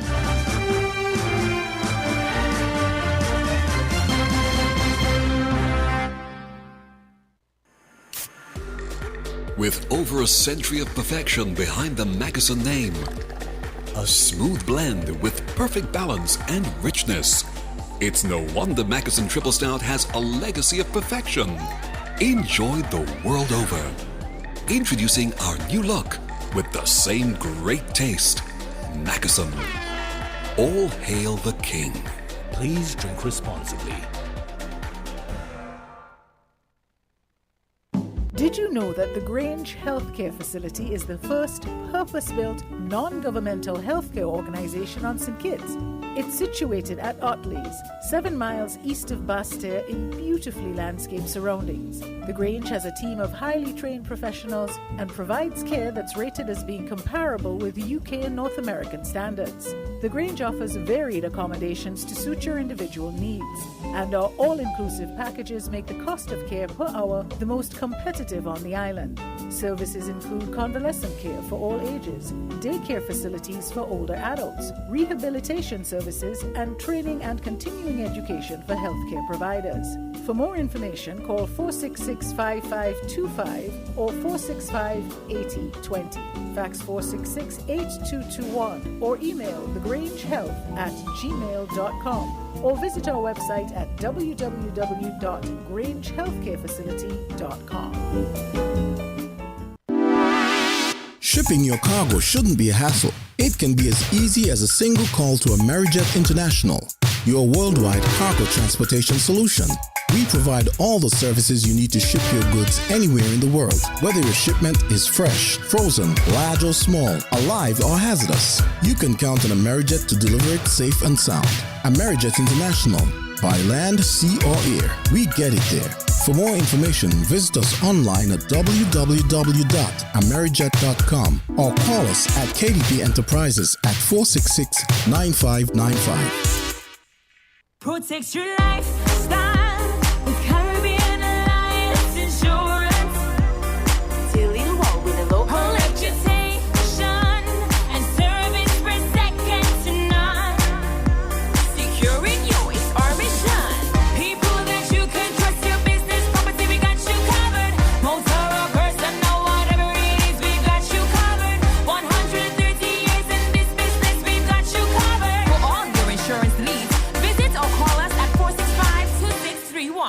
469-5303. Dealey Walwyn. People you can trust. Think before you bin it. There can be some use in it. The Nevis Solid Waste Management Authority, in collaboration with Taiwan ICDF Technical Mission and the Department of Environment, presents Let's Recycle. We're encouraging all residential homes, commercial businesses, and schools to bring along your plastic bottles, metal cans, and aluminum cans, ready for an opportunity to win big. From 9 a.m. to 5 p.m. at the following locations: in Nevis, every second and fourth Friday of each month at Delta Petroleum, ex-Petrol in Camps, Big Six in Gingerland, and the Old Artisan Village in Charlestown. In St. Kitts, every second and fourth Tuesday at the Connery Roundabout, every first and third Tuesday at Buckley's parking lot in front of Best Buy, and the last Saturday of each month in Dieppe Bay. But wait, that's not all. 1 pound equals 1 point. So bring your recyclables and build up your points for a chance to win stainless steel thermal bottles, flatware, and much more. To learn more about the recycling project, do visit our Facebook page at Let's Recycle in St. Kitts and Nevis, or contact us at 465-2372. The choice is yours. Save it or waste it. You are the difference. So think smart. Take PAT, reduce, reuse, recycle. People make the world go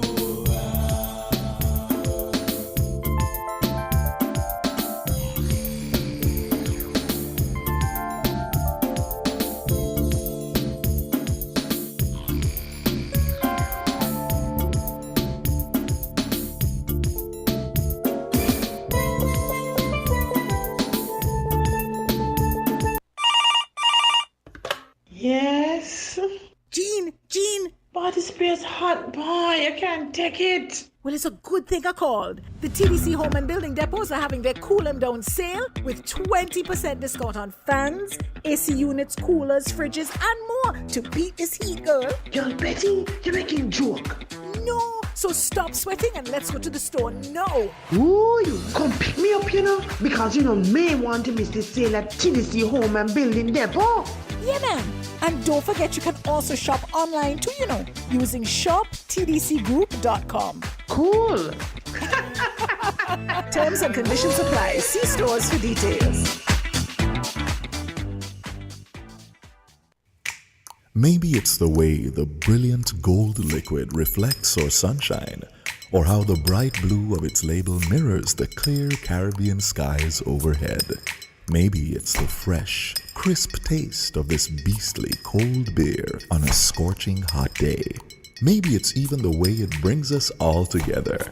But one thing is for sure, Carib is very much a part of who we are wherever we're from in the Caribbean.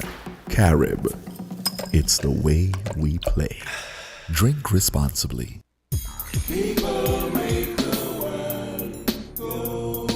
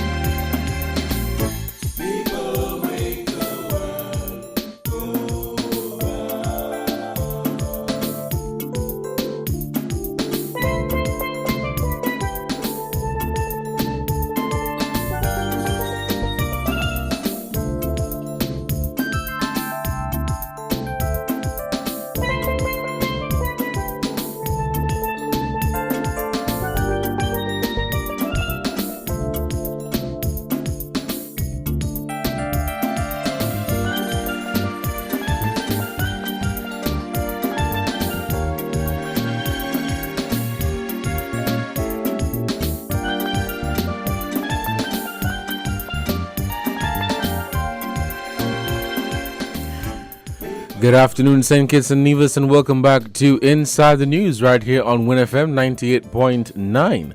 It is 12:37 here in the studios of WINN FM 98.9, and we are continuing our program for today, just coming from the headline news break. The phone lines are open and we're taking your calls, so we'll take our first call for this afternoon. Okay, we lost that caller. Let's hit this one. Okay, we seem to have lost that call as well. Please call us back at 466-0989 or 662-0989. We're taking your calls. For those of you who joined the program late, we were on the topic of hairstyles in schools, dreadlocks. We looked at the local situation and how people have been commenting on it, and we went across the region in countries like Antigua and St. Lucia.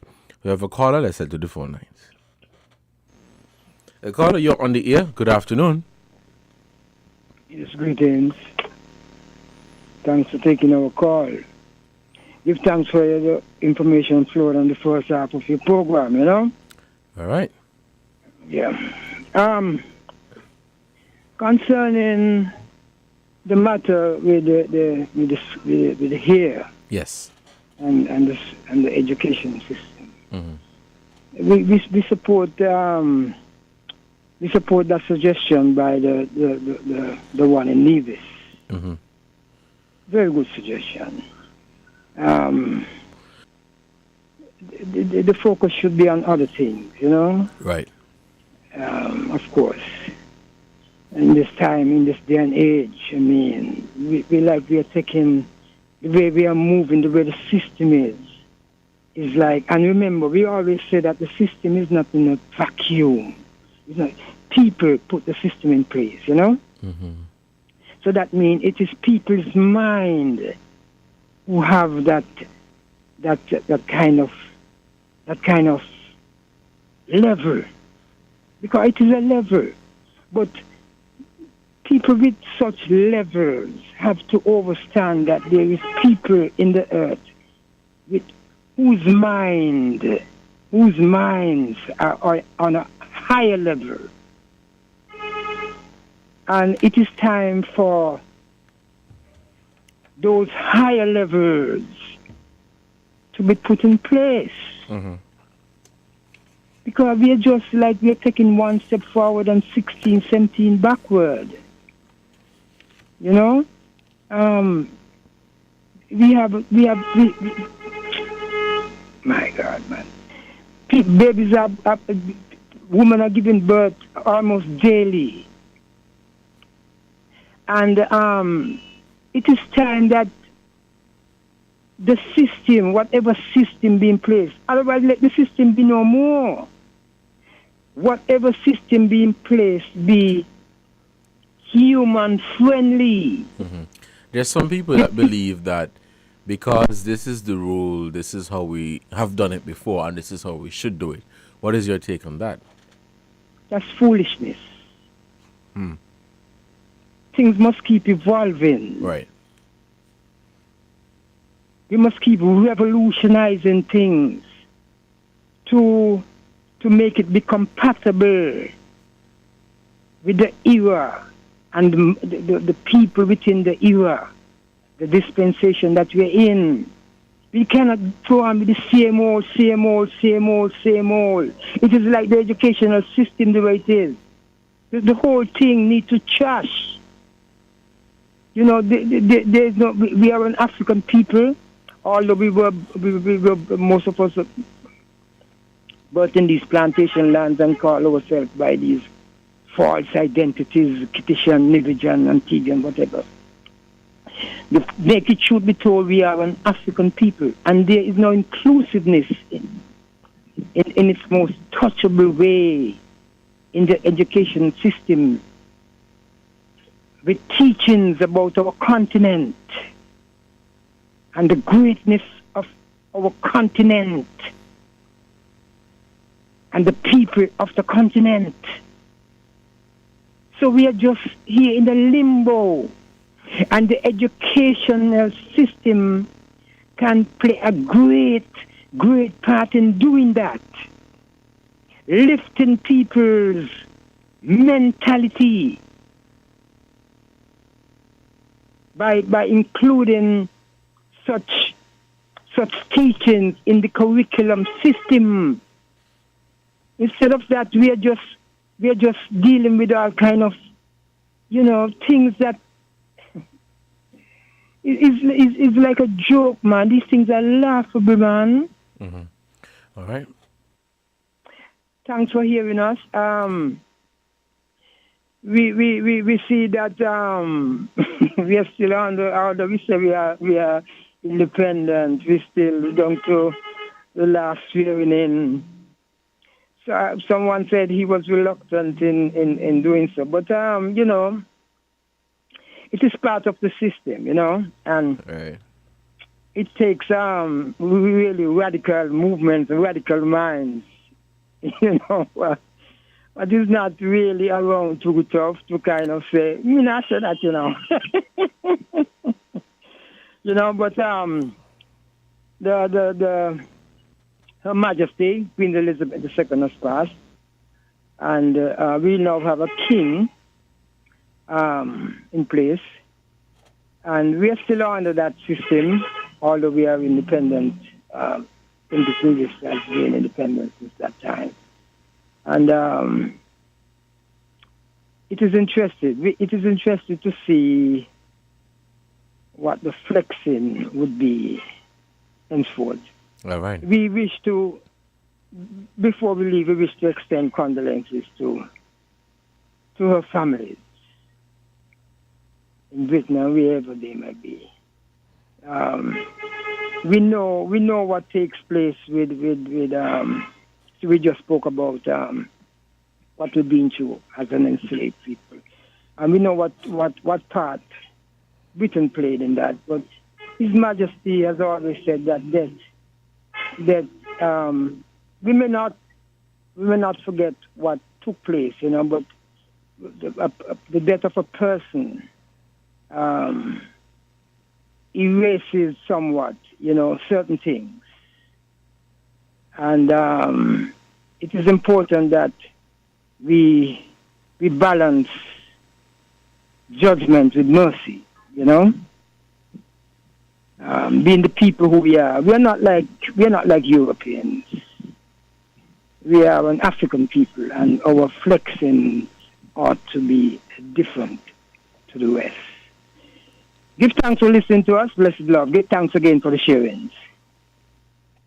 All right, caller, thank you so much for your contribution to this program. You're listening to Inside the News on WINN FM 98.9. It is 12:45. We'll take a break to give a shout out to our sponsors. And when we come back, we'll have more discussion right here. The phone lines are open and we, of course, are taking your calls. But let's take this break and we will be right back. Buying your medication is easy with City Drugstore's curbside pickup. WhatsApp our certified pharmacist at 662-8769 with your requests.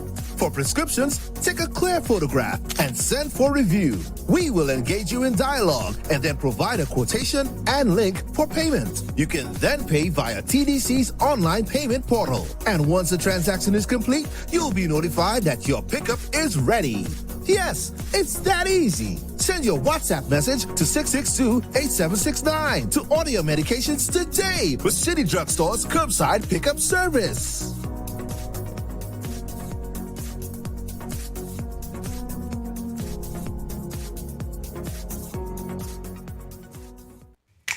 Maybe it's the way the brilliant gold liquid reflects our sunshine, or how the bright blue of its label mirrors the clear Caribbean skies overhead. Maybe it's the fresh, crisp taste of this beastly cold beer on a scorching hot day. Maybe it's even the way it brings us all together. But one thing is for sure, Carib is very much a part of who we are wherever we're from in the Caribbean. Carib, it's the way we play. Drink responsibly. People make the world go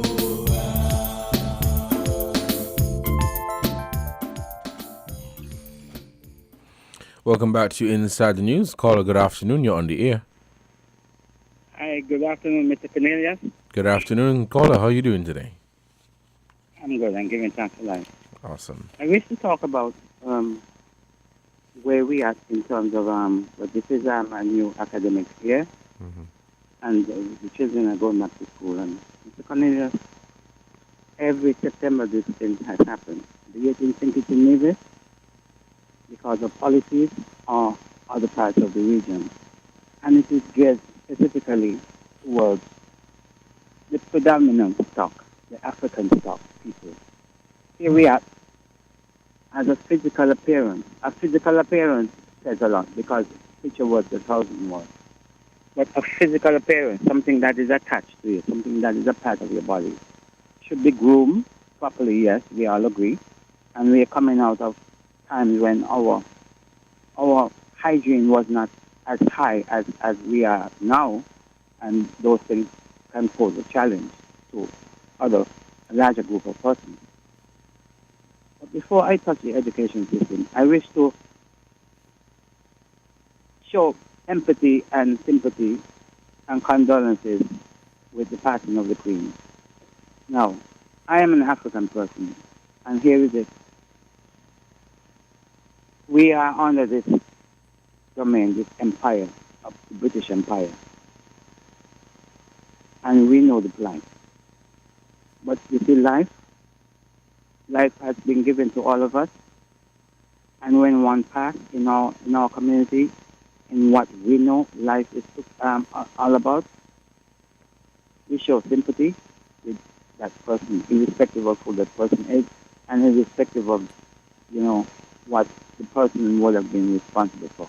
That in itself is a judgment that is not, I might be critical in the life aspect, but that judgment is not reserved for me, myself, and so I just wish to share condolences also. Now the education, you see, Mr. Cornelius, it's holistic. Here we are tangling, we are tussling with the hair. How long the hair is of mainly male. In 1972, I was forced to cut my dreadlocks just to attend school. Wow. Yeah. Back then, it was on with the Bratcher, our Premier, Robert Llewellyn Bratcher. And it was strict. As much as our Premier Bratcher showed his ancestry and, was African, he adopted a policy that the new era of the Rastafarians and the dreadlocks and this new era, it came as like an element of surprise on the norms of African people. And so here it's like a portal was opened up and a new, the old ancient people was coming back in new skin. As young people, we being born, and we show signs of yearning for identity. We call our name according to the West Indian narrative, those West Indian books that we had, Number Roy.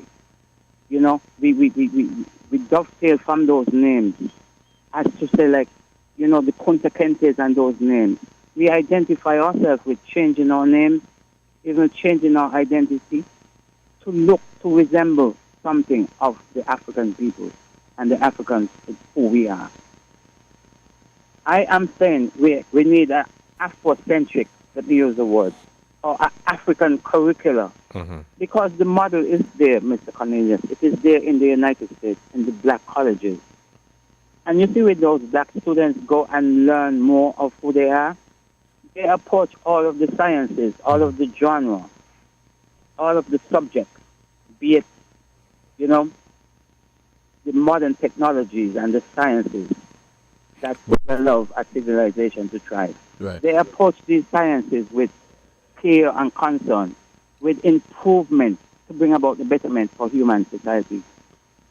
Now, Mr. Cornelius, the earth, the humanity are being threatened. And the children that are going to school today would be the scientists that will bring about change in the climate whatsoever. They will come to the fore as like we see a new dispensation in the new administration. Young men and women will come to the fore and bring a breath of fresh air. So we are saying, allow the children to get the perfect start that they deserve, because we will just be going around in circles and circles, and we will be struggling for who we are. Some of us survive, but it should be the norm that we are, and who we are. It should be a norm for persons to know who they are. Mm-hmm. What are the roles? And you just want to be a banker because you know mathematics, so you want to work in the bank, and then realizing that that's not your role. You're supposed to be a doctor or a teacher or some other aspect to bring about civilization to the nation. This is what we're talking about. The Ministry of Education and the education system, don't throw the baby out with the bathwater, because some things are good. Let us keep the good and modify it to reflect us as a nation and to save the earth, because the way the earth is going, the earth is yawning, and I'm hearing on the news about another volcano in the region showing signs. One would say it's a natural phenomenon, but one would say, well, it also contributed to where our humans contribute to the upkeep of the earth and the way we behave. And so we are, I think it's a name, we are volcanic islands. And some one of those children that is going to school today and being discriminated for their hair could bring about the change that we need to save these lands. And so the Ministry of Education, this it is pseudo education, because we've been taught to keep up a system that is dying from the way it once were. Give them a chance. They ask for a chance to bring betterment to human civilization and human society, and they have made a mess and a muck of it. So our children are valued. We only have our own human resource, and we must invest in them. In terms of modern sciences, we talk about the modern facilities that the children should enjoy. Irrespective of what it costs, they deserve it, so that they could have a conducive climate, atmosphere, conditions, so that they could learn and save humanity. Thanks for listening. And thank you so much, caller, for your contribution to this program. You're listening to Inside the News here on WINN FM 98.9. I'm your host for today, Devon Cornelius. For those of you who just joining the program, we're on the conversation of hairstyles in schools, and some are for it, some are against it. A very interesting conversation. As I said earlier, it's one that has been going on for quite some time. We've been having it here. Other countries have been having it. Students have been denied entry into classrooms because of their hair. We have a caller on the line. Let's head back to the phone lines. Caller, good afternoon. You're on the air. Yes, Mr. Cornelius, it's me again. No, parents are to be allowed to homeschool their children, because that is the biblical way to go. God did not give government the duty for education based upon what the Bible teaches. God gave the duty of education to the children, to the parents, for the parents to bring up their children in the fear and admonition of Jesus Christ, and as they see fit in doing so, based upon the Bible. Right. So with that being said, instead of, so we're on the issue of hairstyles in schools. If you're in a situation where your child perhaps may have dreadlocks, they can't enter the school, you're proposing that they have homeschool? I'm proposing whether dreadlocks, yes or not, people should be and ought to be allowed to do, parents ought to be allowed to homeschool their children according to the rights that they're given by God based but upon you the also Bible. have to take, you also have to take into consideration that not all parents are in a position to do homeschooling. Most parents spend most of their time out working to sustain households. That's one. Two, and with the homeschool, I do believe that there is the curriculum that you would have to follow, similar to what is taught in the school. I'm talking about the right way, which is the Bible way. That if a parent choose to homeschool their child, they should have no harassment or interference from the government whatsoever, and they should be allowed to have the curriculum that they choose to have as they see best. All right. This is the Bible way of doing things, and God did not give education duties to government. He gave it to the parents. When we read the Word of God, we see that. All right, caller, thank you so much for your contribution to this program. It is 12:57, and we are still taking your calls here on Inside the News on WINN FM 98.9. A very interesting conversation. Dreadlocks in schools. Is it appropriate? Some believe that the conversation is not even needed. There's no need for us to be talking about whether one should be wearing dreadlocks to school and all of that. You know, what are your thoughts? Let's head back to the phone lines. We'll take this call. The caller, you're on the air. Good afternoon. Yes, Mr. Cornelius, how are you? I'm good, thanks. And you? Nice to hear your voice again. I have a problem, because it's a lot of things the Honorable Jeffrey Hanley got to look at and try to put in place as a new administration going forward. This is sink its thing. You understand? When it comes to the dreadlock, the parent must make sure they buy some proper stocking to the protocol of the school uniform and nicely wrap the child head. This is a Rasta here speaking. Okay, yes. That's not new kind of vagabond coin. This is a real coin. Don't need garbage. You understand? And so on and so on. And this is equal rights and justice. And don't afraid to talk in this country because nobody going to shut me down.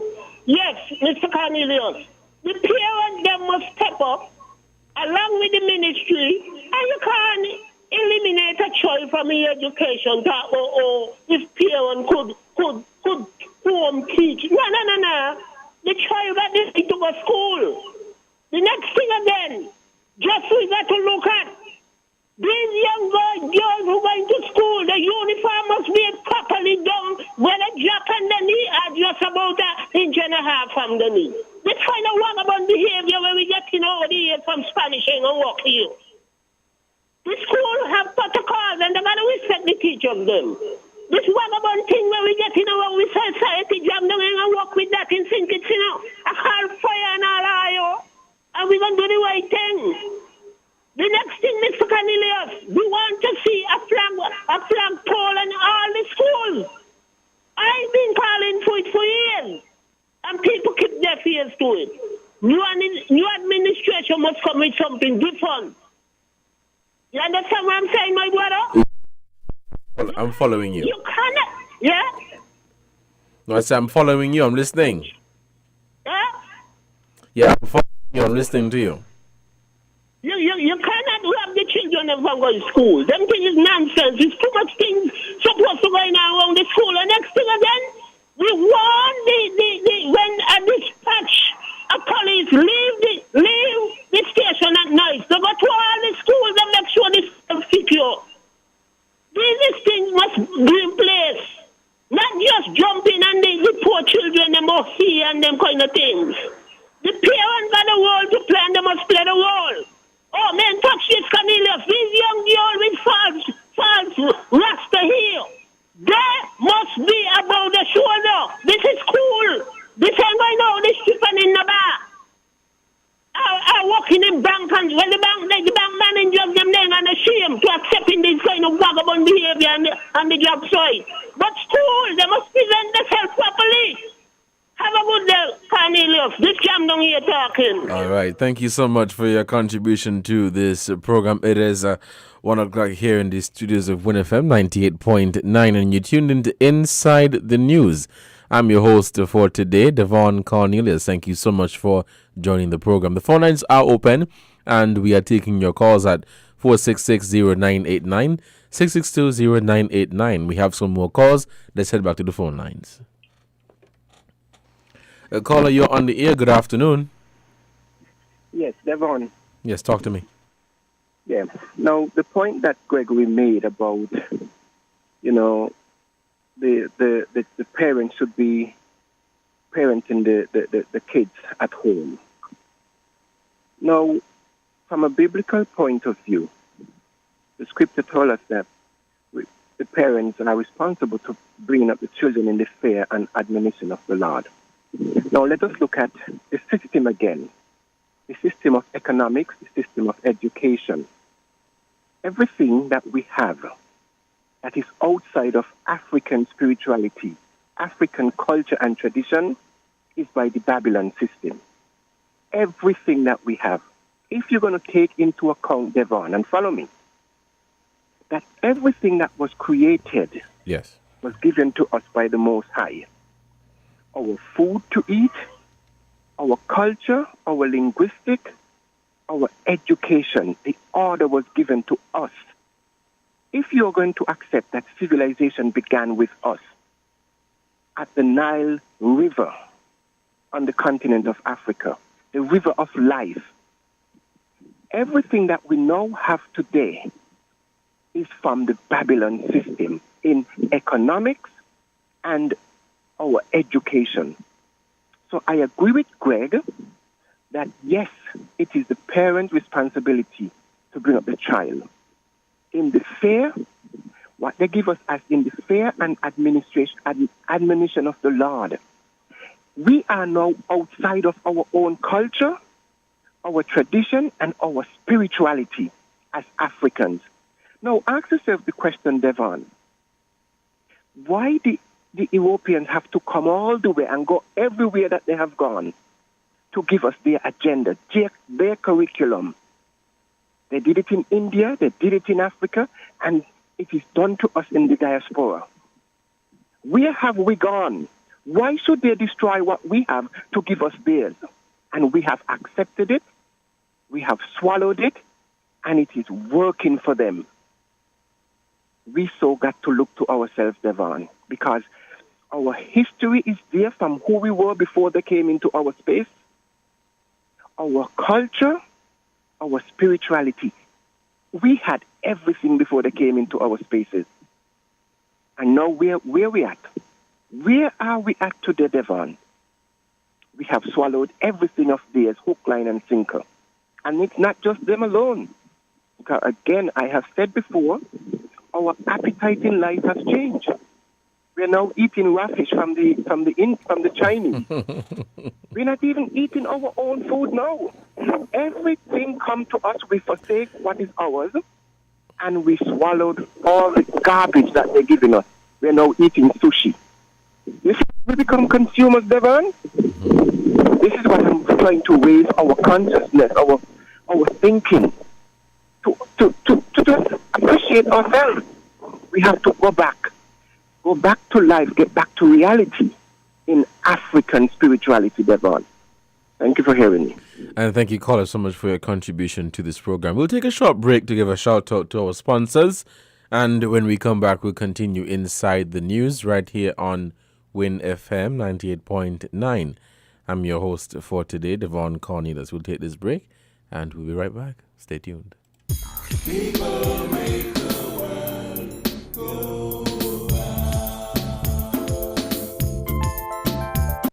TDC Financial Services. We're here for you to help you make your dreams come true. Whether your needs are big or small, we'll support you with them all. TDC Financial Services. We are strong. TDC Financial Services. This is where you belong. TDC Financial Services, where money is made easy. Maybe it's the way the brilliant gold liquid reflects our sunshine, or how the bright blue of its label mirrors the clear Caribbean skies overhead. Maybe it's the fresh, crisp taste of this beastly cold beer on a scorching hot day. Maybe it's even the way it brings us all together. But one thing is for sure, Carib is very much a part of who we are wherever we're from in the Caribbean. Carib. It's the way we play. Drink responsibly. People make the world go round.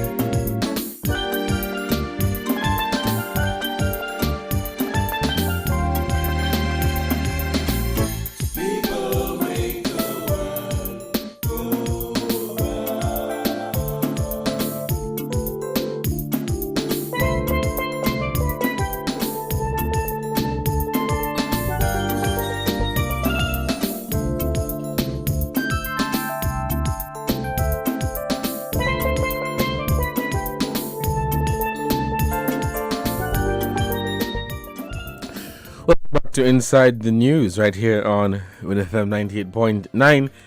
It is 8 minutes past the hour. The phone lines are open and we are taking your calls.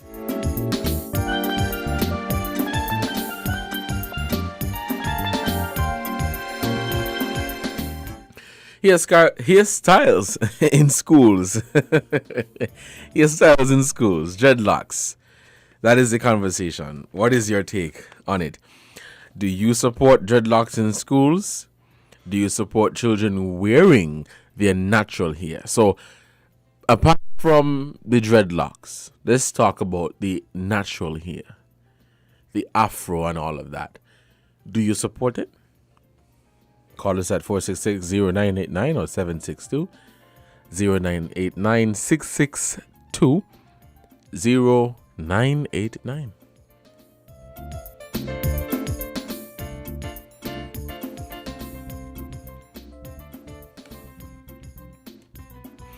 I do agree that it is a conversation that it comes around, maybe around this time for every time school opens.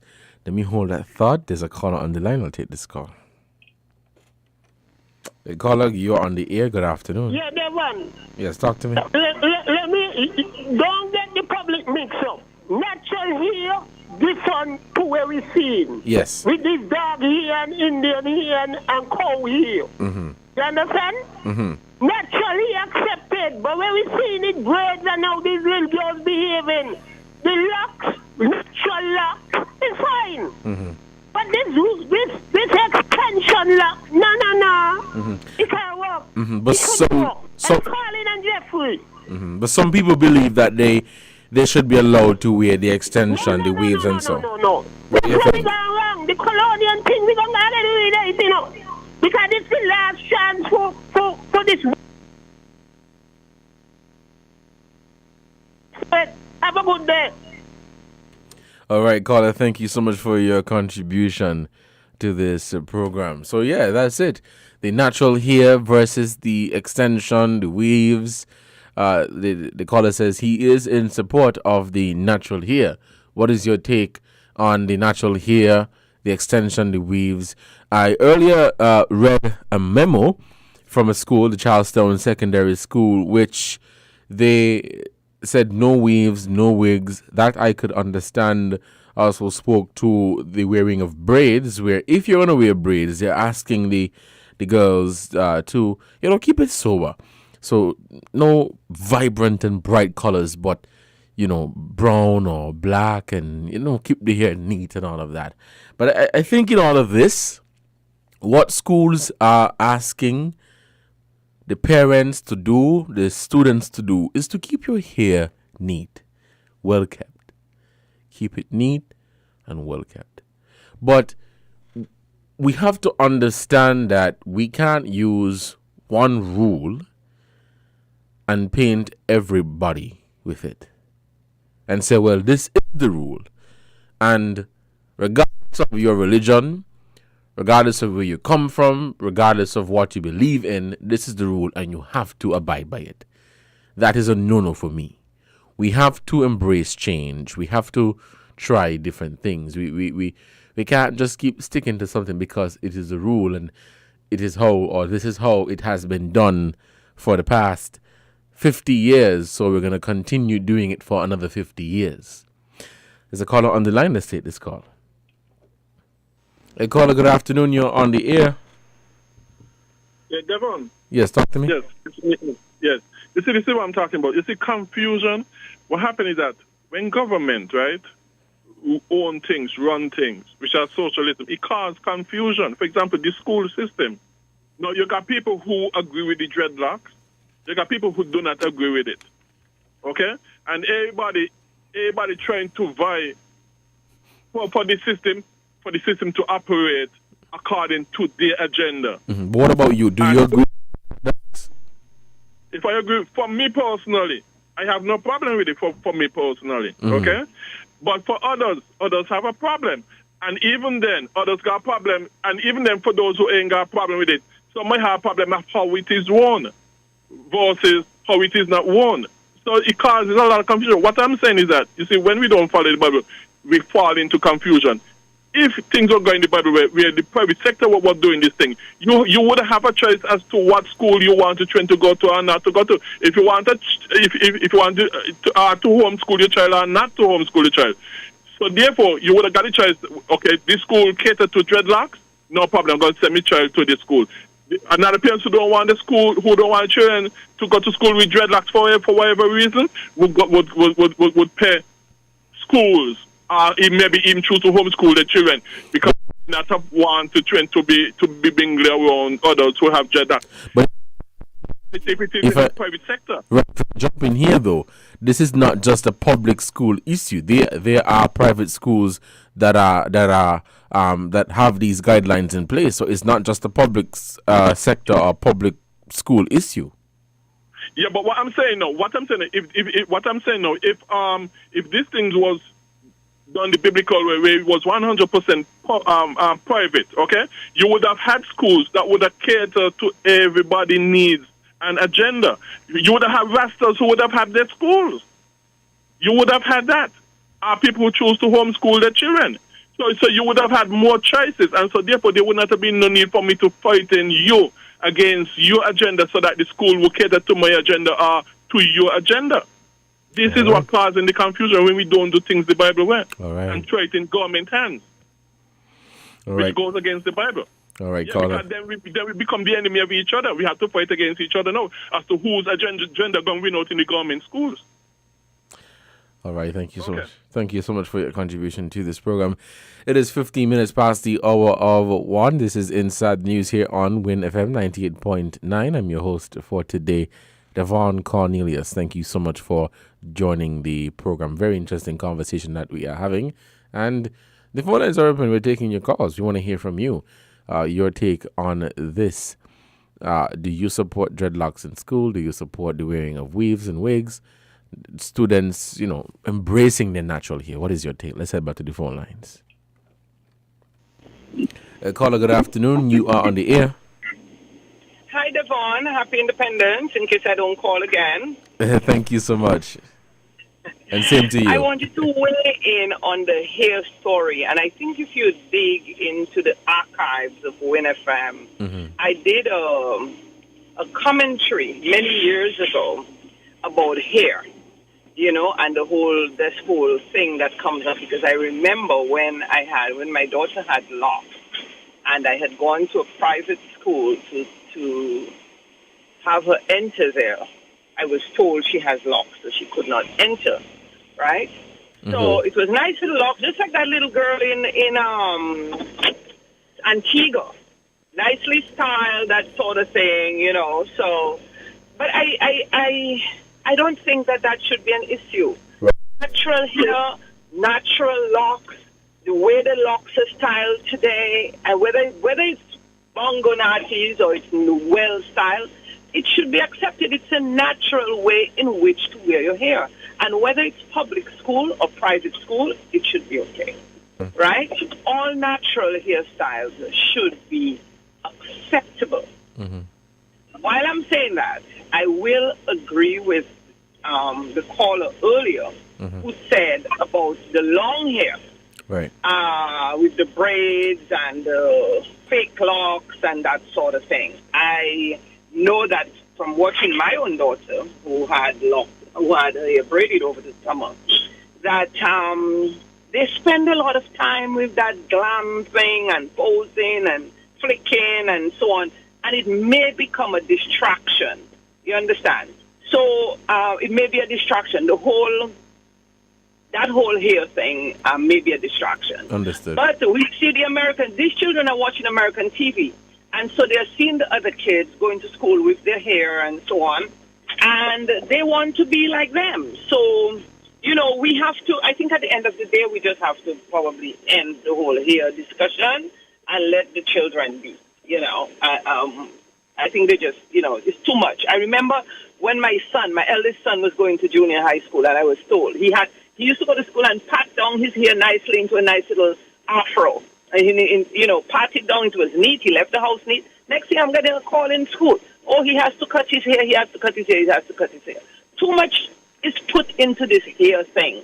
You know, here should not be, all of this should not be determining whether the children get an education or not. Parents should not be calling about the children here. You know, I think we're just wasting a lot of time on You're this. right. And if I could add to what you're saying, caller, I remember going to school. I never really wore my hair long, but it had a little bit of length. And, you know, teachers would come around and they would actually be inspecting your hair. I remember one time I had a teacher inspect my hair and she told me my hair was too long. And I had to cut it. I don't think it was necessary, but I just did it. I remember my mother was telling me that one of her first jobs was that of a teacher. And she used to walk with a comb to school to help, you know, some children came to school with their hair unkempt. So it wasn't about even her trying to get the kids to go back home. It was about, okay, let me comb your hair for you. You understand? Let me fix it up. Yes. Yeah. Rather than all of this waste of time that they do, you know, calling parents and you know, making, I mean, that nonsense with that little girl, that 5-year-old. That nonsense with the boy in St. Lucia being sent home. Absolutely horrible in this day and age. Nothing wrong. Yeah, not to cut you off, caller. I saw the picture and I couldn't believe. I think it was absolutely ridiculous because the length of his hair wasn't that long and it was well kept. And if you looked at it is how old men used to wear their hair back in the day, like a nice afro, you know? Cool. I mean, you know, it's just, and really and truly, a lot of these laws are being made. They're not even to say, like, for instance, the Catholic school. My daughter goes to the Catholic school. They're not allowed to wear locks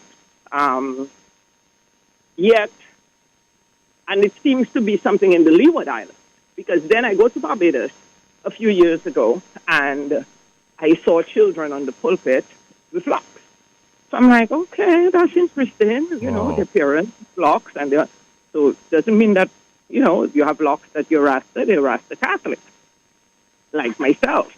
So I made it my business after church to go and ask them, you know, do you all go to a Catholic school? They said, I asked their parents, and they said, yes, they go to the Catholic school. So what can I say? You know, there it is at a Catholic institution in Barbados. You're allowed to wear dreadlocks, but here in St. Kitts, in Antigua, you're not allowed, you know? So who's making those laws? It did not, I'm sure it did not come from Rome. You know what I'm saying? It came from us here in the Caribbean, us here in these islands who are discriminating against people who choose to wear the natural lock hairstyle, which is a very natural way for us to wear our hair. All right, caller, thank you so much for your contribution to this program. We'll take this other caller right now. Okay, we seem to have lost that caller. It is 1:21. You're listening to Inside the News here on WINN FM 98.9. We have a caller. Let's head back to the phone lines. Caller, you're on the air. Good afternoon. Yeah, good afternoon, man. How are you? I'm doing good, thanks. And you? Yeah, pretty good, pretty good. Yeah, awesome. Great conversation like usual, man. But for me, a lot of this, I don't agree with none of this policy, which is blocking people from, you know, carrying their natural African hair to school and blocking these kids from, you know, getting an education because of the African naturalness. You know what I mean? Mm-hmm. You know, a lot of these stuff is just geared towards stopping the black African from their tradition and their culture and their you know, their roots.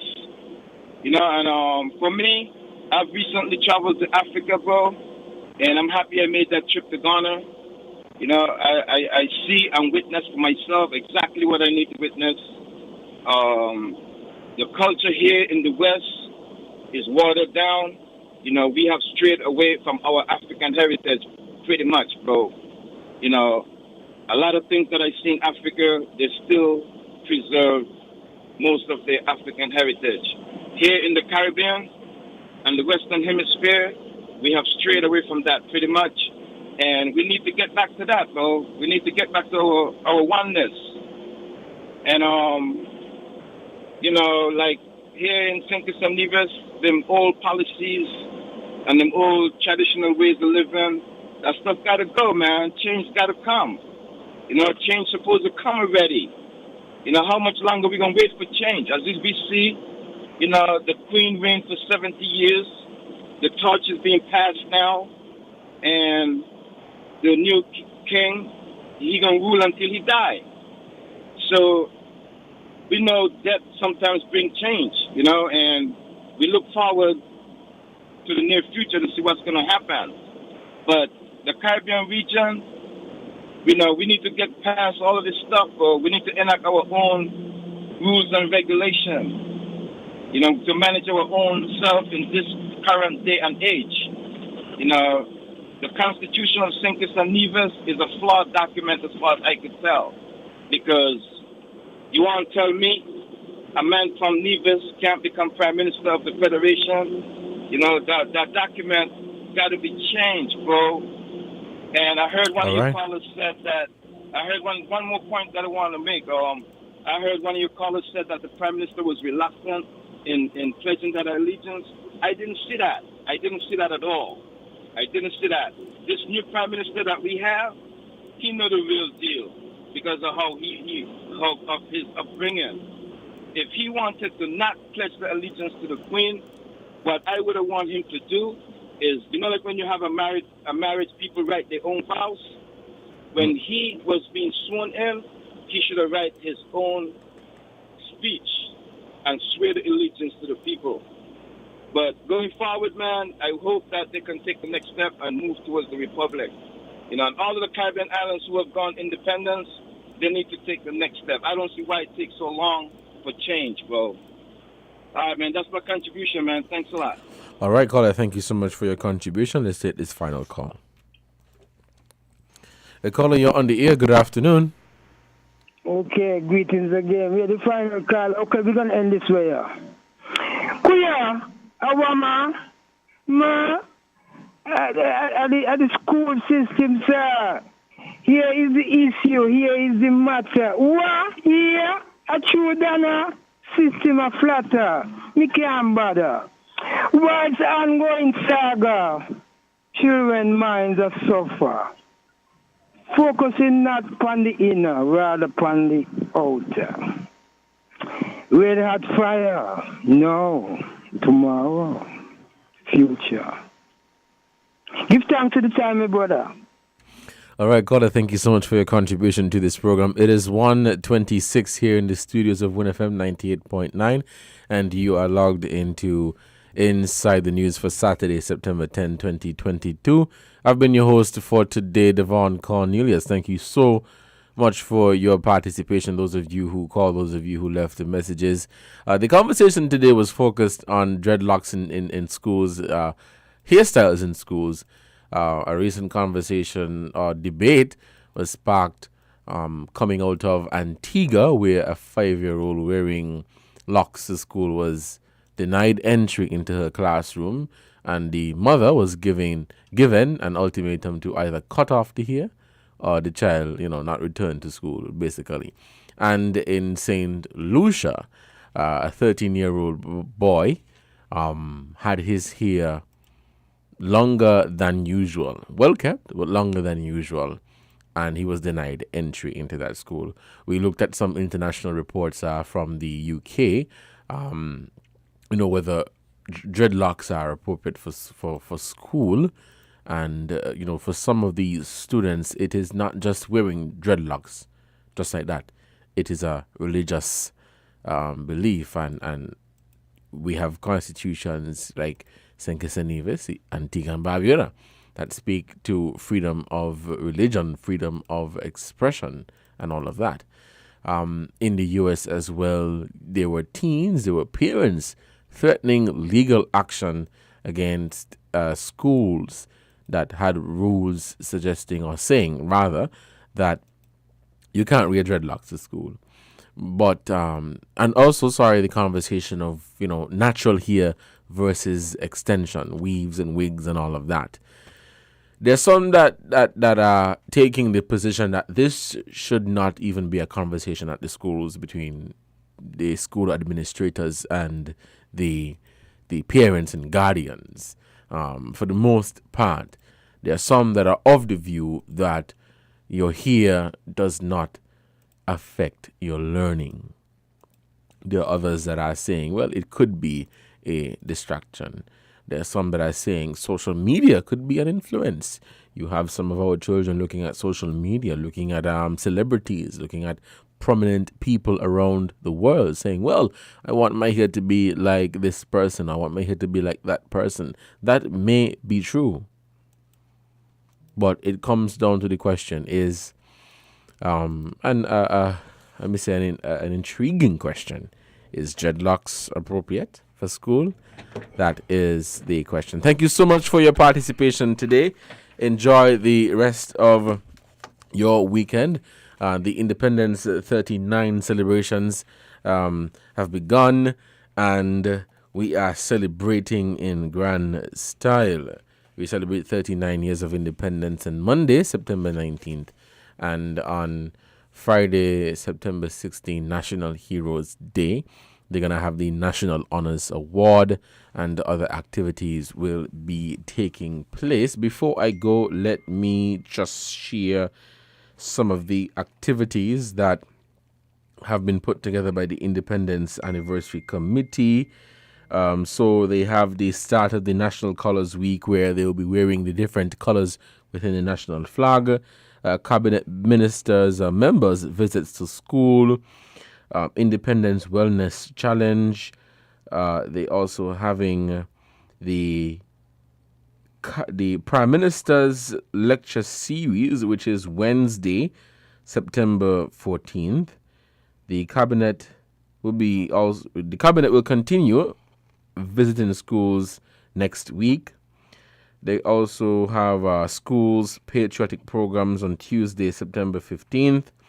On September 16th, which is National Heroes Day observance, at 8 a.m. at National Heroes Park.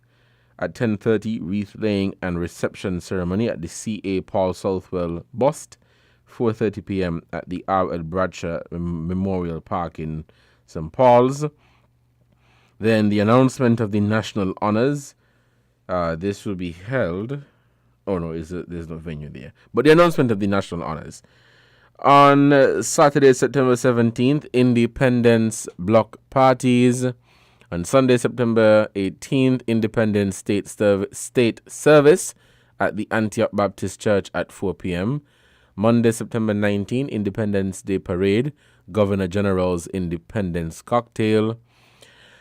On Friday, September 23rd, Miss Phenomenal Pageant. On September 24th, a family fundraiser by Liamigo Agricultural Cooperative Society. On Sunday, September 25th, Cultural Fair featuring local designers by Movado Modeling Agency. On Friday, September 30th, Independence Freedom Concert. On Saturday, October 1st, Caribbean Link Up Hellfire International. On Friday, October 7th, Schools Elocution Contest. And on Sunday, October 30th, the launch of Independence 40 pre-activities. There is also a National Heroes Day concert happening on Friday, September 16th at the Malcolm Gishard Recreational Park in Nevis. And the Independence Day Parade for Nevis will be held at the El Quemido T. Willett Park. This has been another edition of Inside the News here on WINN FM 98.9. Until next time, you guys stay safe and enjoy the rest of your weekend. Take care. People make the world go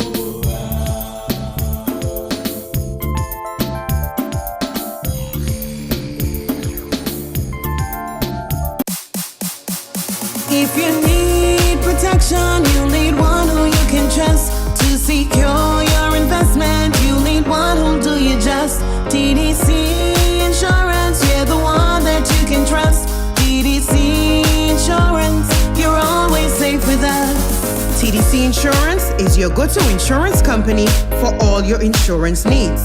We take pride in offering you the best solutions and ensuring our customers are fully satisfied. TDC Insurance, we take good care of you.